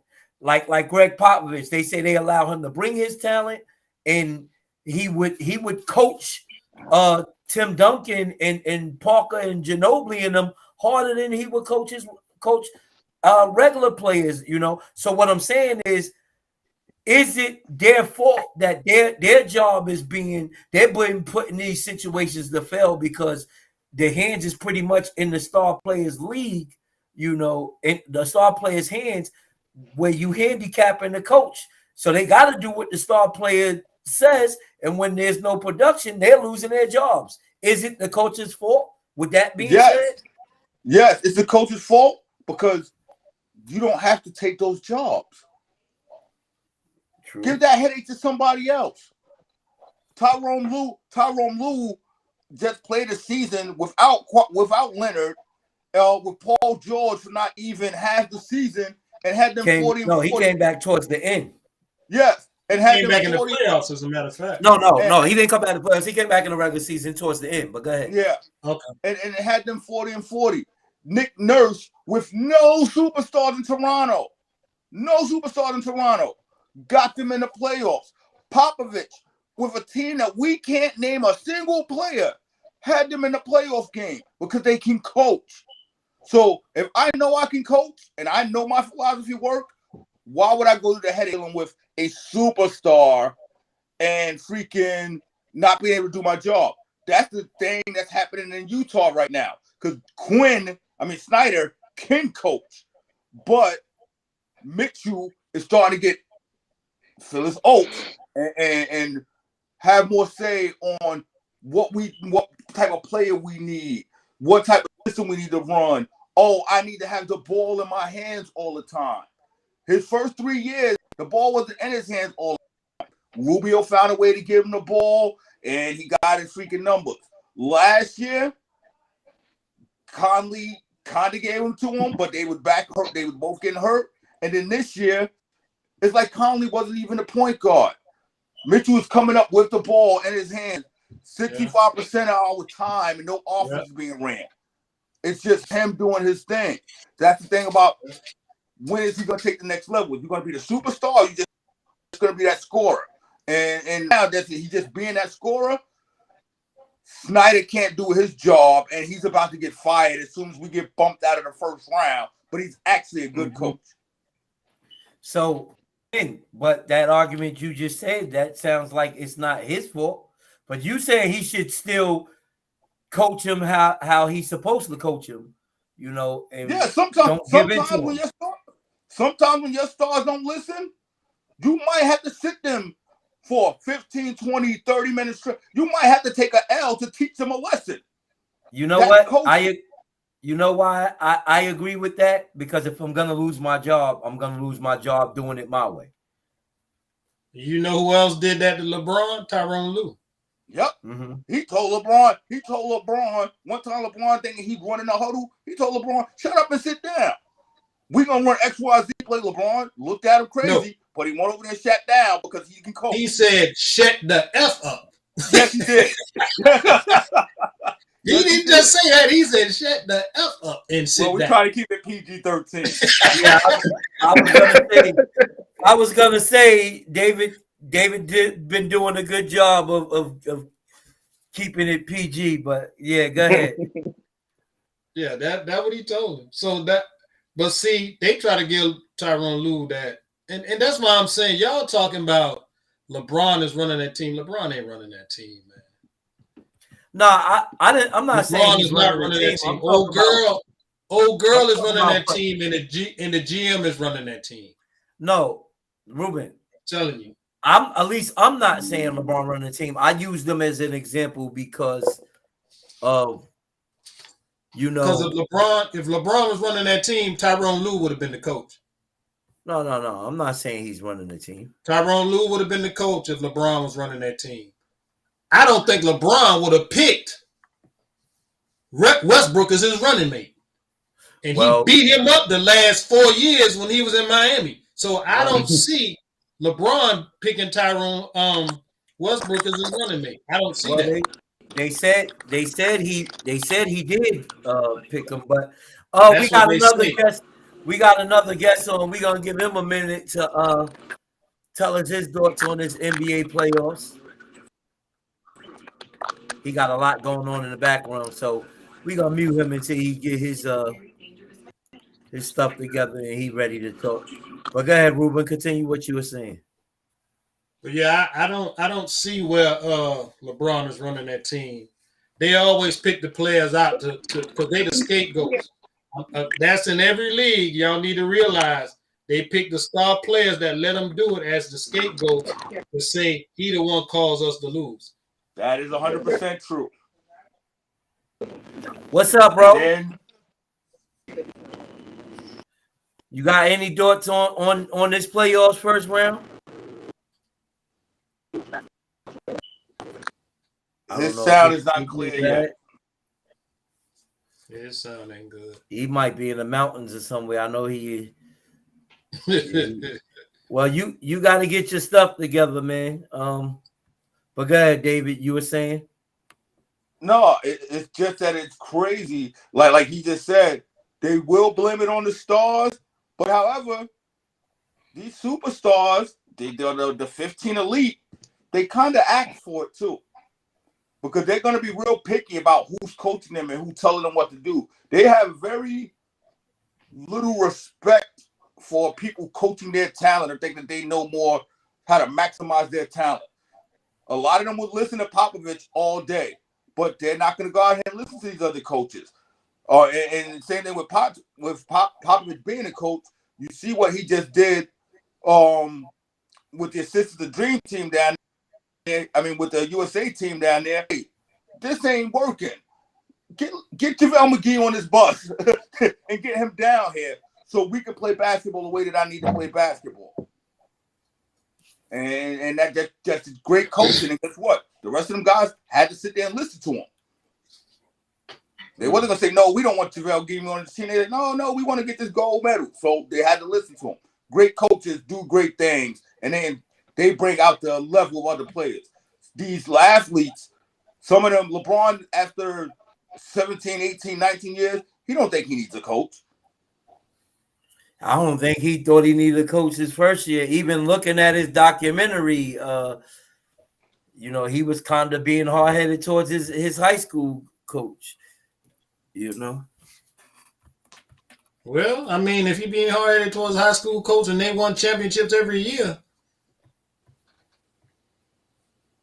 you ain't supposed to never go against your coach. But if your coach ain't doing right and you wrong, you right and he wrong.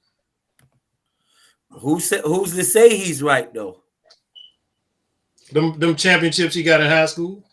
Yeah, that doesn't mean that he's right. Him putting them on Sports Center at age 17. Yeah. I mean, you tell me. That just means he's talented. That doesn't mean he was right. Memphis came back from 21 to win that game, by the way. Memphis won that game? Yes, they did. 104-95. John Morant triple double, 16, 10, and 10. Wow. I told you he was a menace. Wow. Congratulations to the Memphis Grizzlies on that game. Congratulations to both of them. You know, go ahead. I said congratulations to both of them, because even for them to be a 7th seed and fighting the way that they fighting is ridiculous, man. The league has nothing to worry about with its youth movement, because they got a whole lot of talent. Carl Anthony Towns, Edwards, Morant, they have the league has a whole. Let me tell you, there's no shortage of talent. That is true. Carl Anthony Towns need to put his big boy drawers on and get in the paint. And we haven't even spoke about that effort that B.I. put in the other night, man. We didn't even mention that. Like, he went off. Yeah. He went off. Yeah. You know? And I always thought he was special. Who, Ingram? Yeah.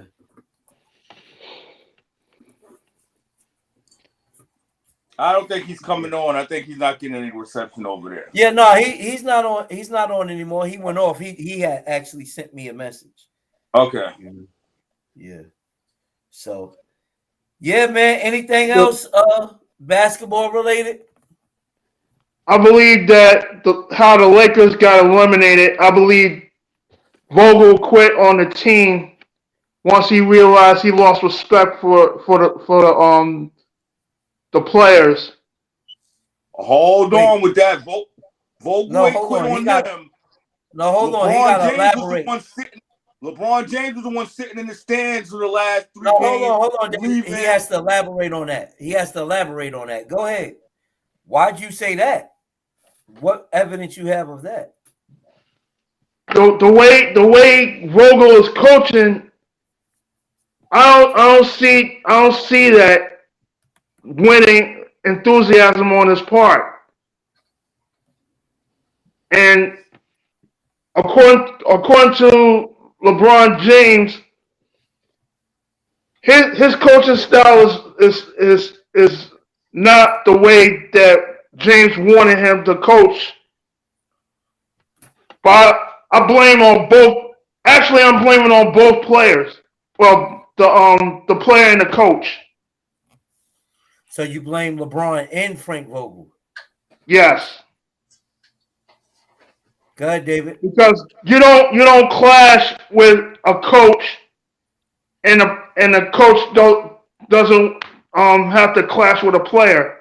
Well, if Vogel knows, I know him and Westbrook clash. Did him and LeBron clash? When argument sets in. No, man. Him and LeBron didn't clash. Yeah, I don't believe they clash. He would be too scared to clash with LeBron James. That would be career suicide. So I don't believe they clash. And I don't even want to talk about the Lakers because they're a non-playoff team. But Vogel didn't give up on them. LeBron James gave up on them that last week when he could have been out there playing, and he really has it in his head. He doesn't believe it in the play-in anyway. So he was not going to sit there. I believe he intentionally said, let's fold this up and go ahead and go home. I got barbershop episodes to make. So that means this is the last time we see LeBron James in LA? No.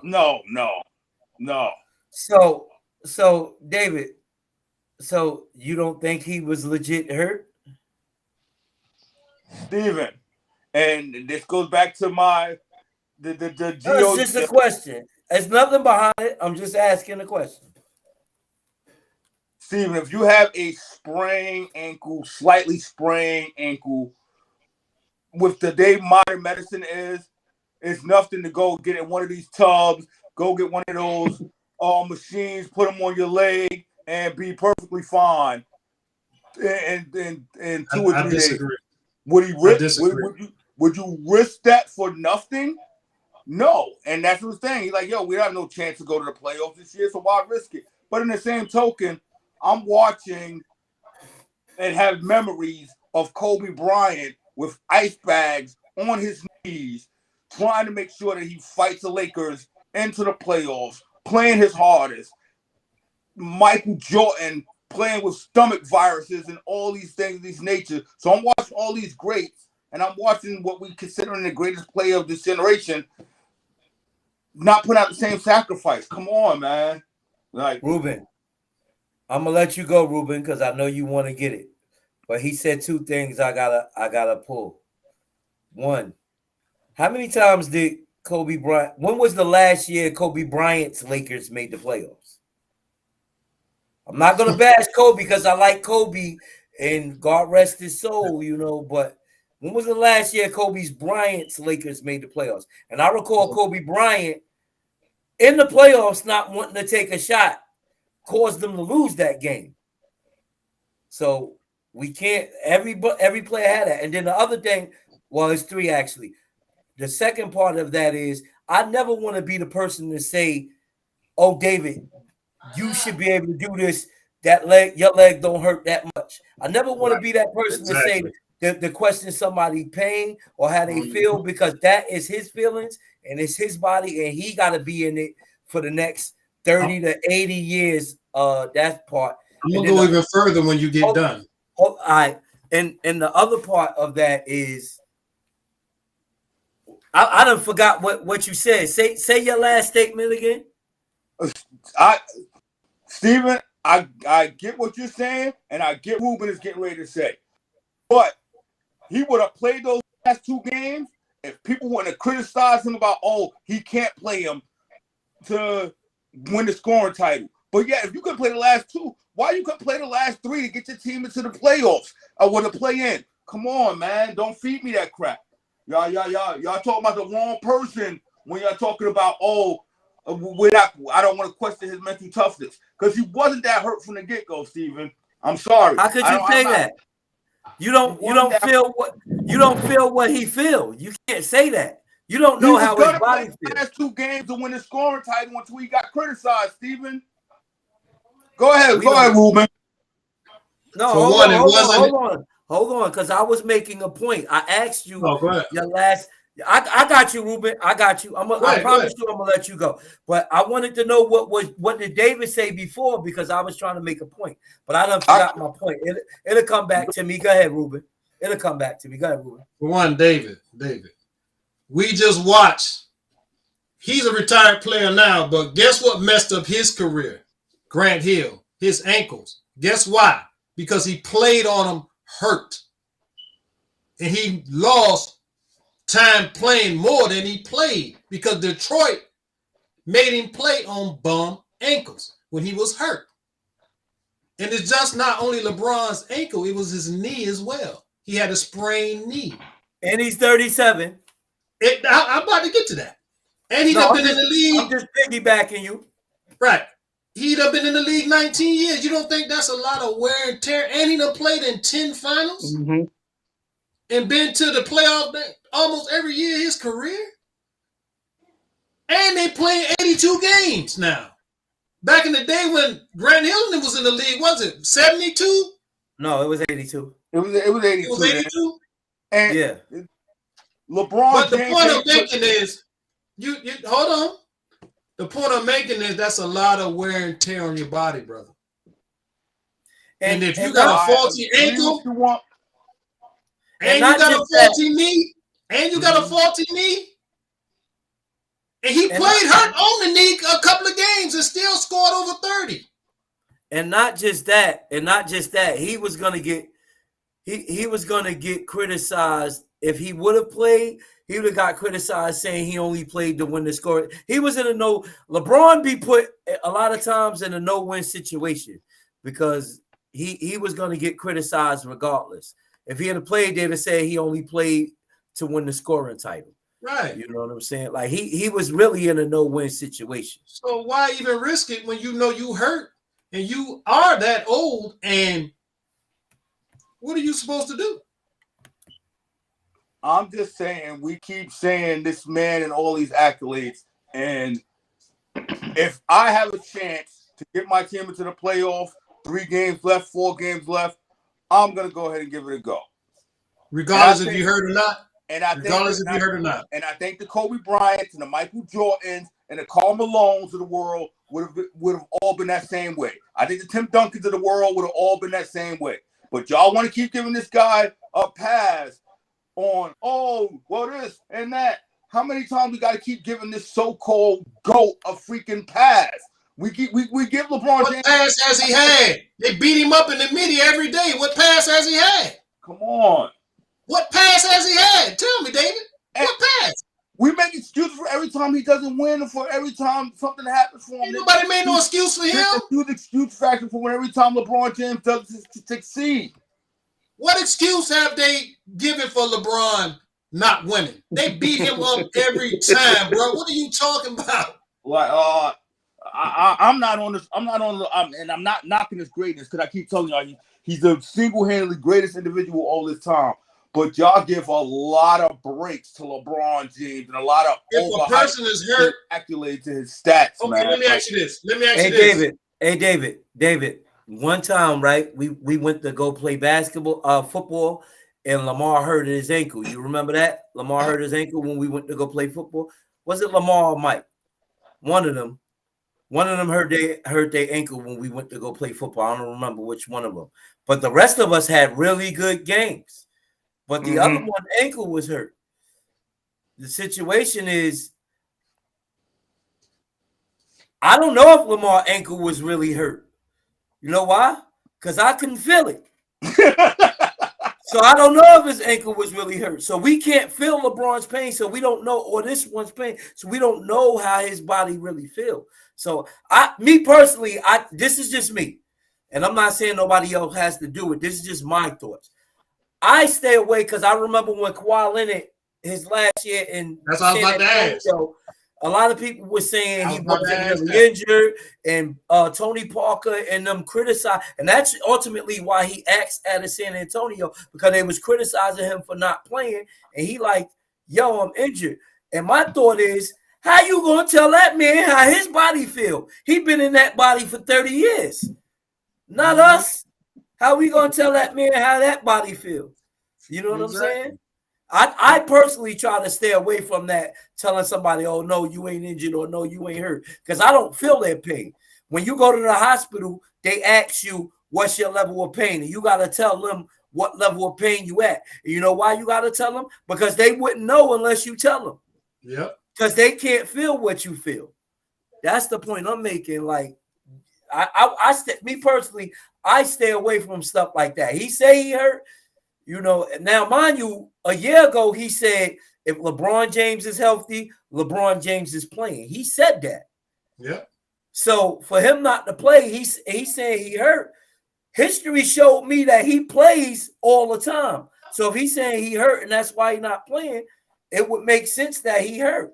If he really hurt or not, I don't know. But I'm not going to be the one that say he's not. That's just me. I'm not giving him a pass, but I stay away from that with everybody. I'm never going to tell say somebody's not hurt because I don't feel what they feel. My team is eliminated from the playoffs. Oh, now I'm hurt. I don't believe it. I'm sorry. Let me ask you this, LeBron hater, a.k.a. David. Did you fault Kawhi for what he did in San Antonio? No, not when we talk about torn ACLs. When we're talking about something that's torn, broken. Okay. No. Okay. Let me ask you this. Did you fault him for what he did in Toronto? No, in the Spurs, it wasn't a torn ACL. They said a bruised thigh.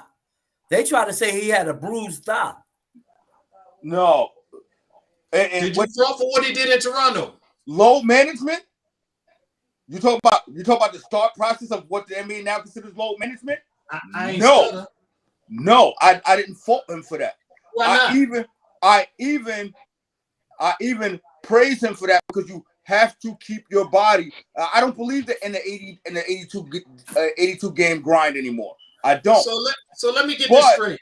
I'm saying the timeline from when LeBron got eliminated from the playoffs and now he's miraculously hurt because he has nothing to freaking prove.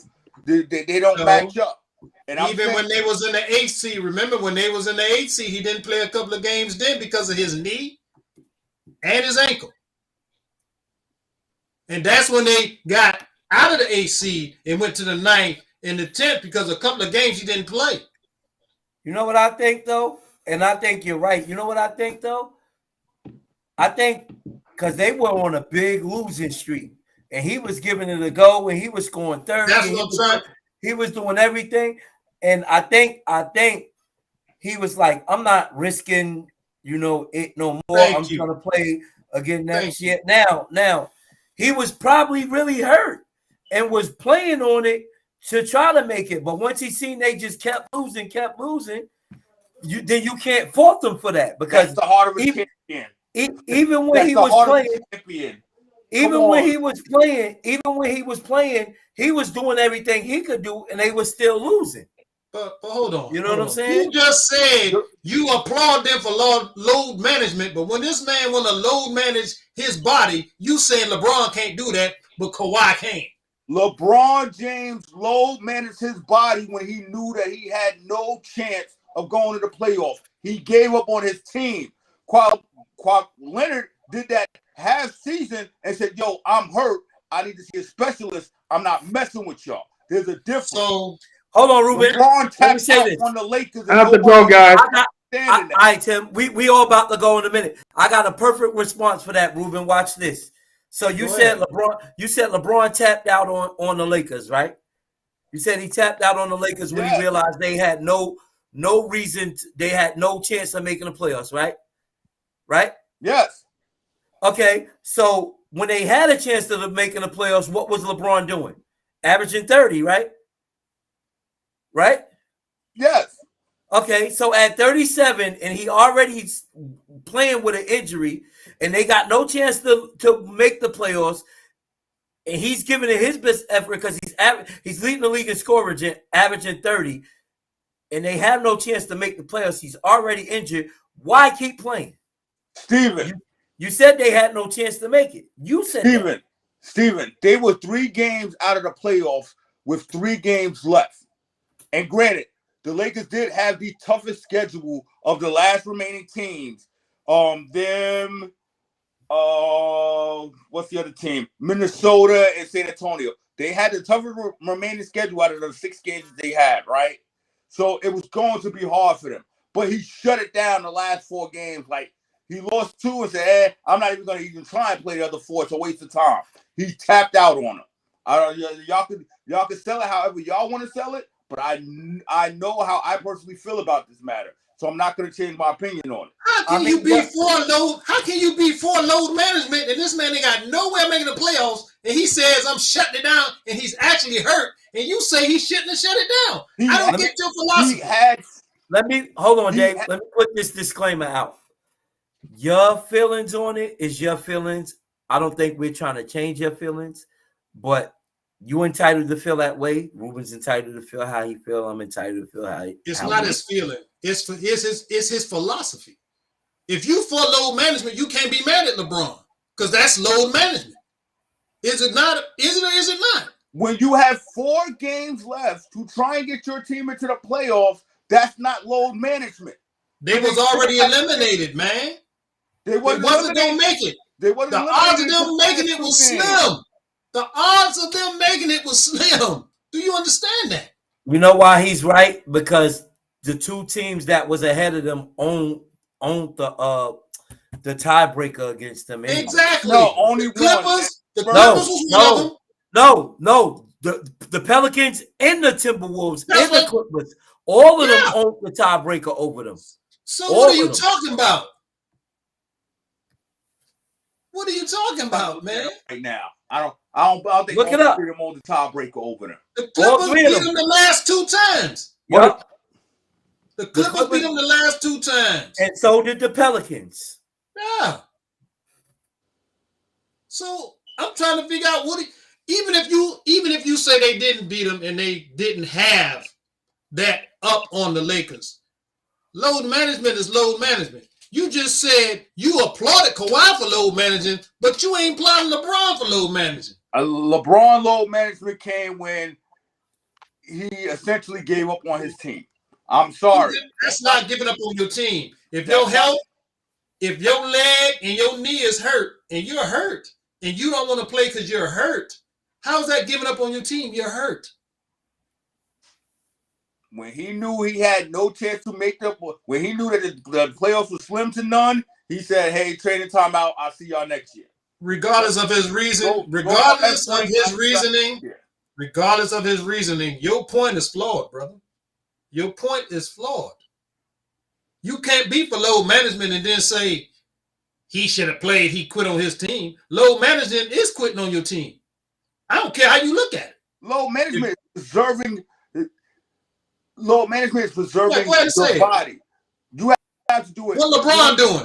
You have time to do it during the regular season, taking off a game here, but when it's crunch time down to the last bit, trying to fight into the playoffs, you're not load managing, trying to fight your way into the playoffs. It wasn't a fight to get into the playoffs. What are you talking about? I get what Ruben's saying. Ruben's saying it's load management based on the fact that why play and injure myself more, and then I still got next year. I could possibly have to miss all next year or some of next year because I can possibly get hurt trying to get into the playoffs where our chances is too slim to make it. No, I'm 37. I'm going to take this time, rest, and prepare for next season. That is kind of load management. He does have a point there. But, fellas, we almost at the 2-hour mark. I'm going to give y'all both y'all last say on this matter before we move on. Go ahead, Dave. Oh, no. Like I said, once again, great NBA matches that was going on. And are you ending the show now or are you going to the next topic? We pretty much gonna end the show because it's almost the 2-hour mark. Okay, well, I do have one thing to say. A Raider great passed away. Raiders all-time leader in touchdowns in the season. Daryl LaMonica, aka the Mad Bomber. So God be with him and his family, and I love what he did for our organization. So prayers be with him and his family at this time. Well put. We appreciate you on that one, man. We appreciate you on that one, definitely. Whenever you lose somebody, you definitely want to take a moment, to give them their flowers, whether it's in a public forum or privately. So, losing anybody is always a loss. So, R.I.P. to him. Blessings to him and his family. Ruben, any final words?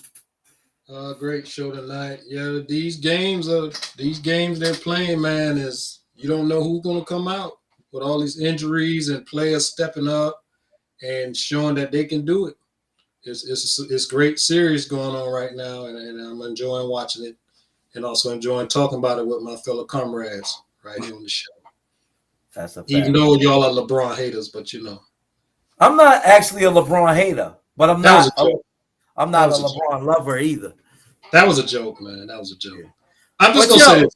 I love Jordan because that he was an assassin. I love how he played. I love everything he did. I love everything LeBron does. But I'm just real about the facts of the games when it comes to the facts. LeBron couldn't do it by himself. Jordan can't do it by himself. Kevin Durant can't do it by himself. They all need a Robin. This time in the league now, they need 2 Robins.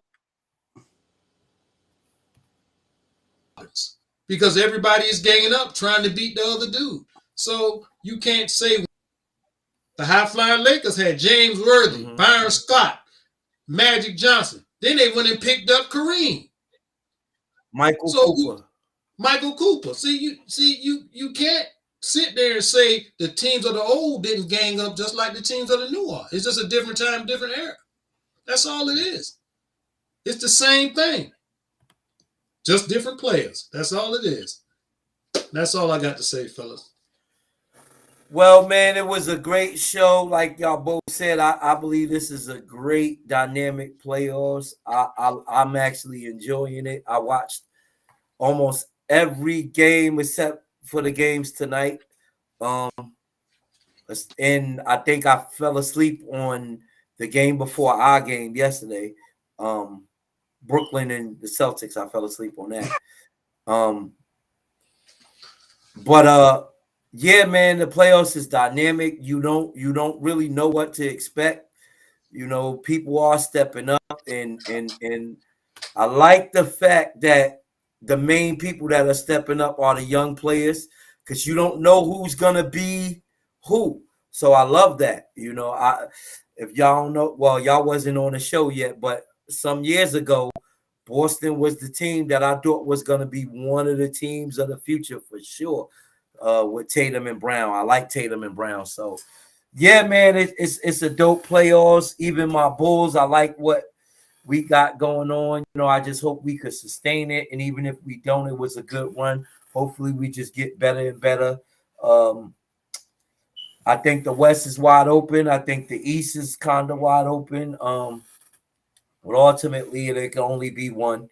So, you know, hopefully it'll be one of the teams we pick here so somebody could get their guru status. But excellent show tonight, fellas. Y'all brothers was good. I appreciate y'all. I appreciate the time we spent. We talked about Debo tonight. We talked about the top 5, the top 10 wide receivers. We talked about the NBA playoffs. We continued the LeBron debate on him being a GOAT and him missing out on the playoffs. We talked about coaches and the change thereof of coaching style, who's, you know, are able to hold players accountable and who's not, far as coaches. It was an excellent show. Y'all knew y'all stuff. Y'all was on topic, and I just appreciate y'all, fellas, man. God bless. God bless y'all. Have a great night. All right, one fella. Later. Later.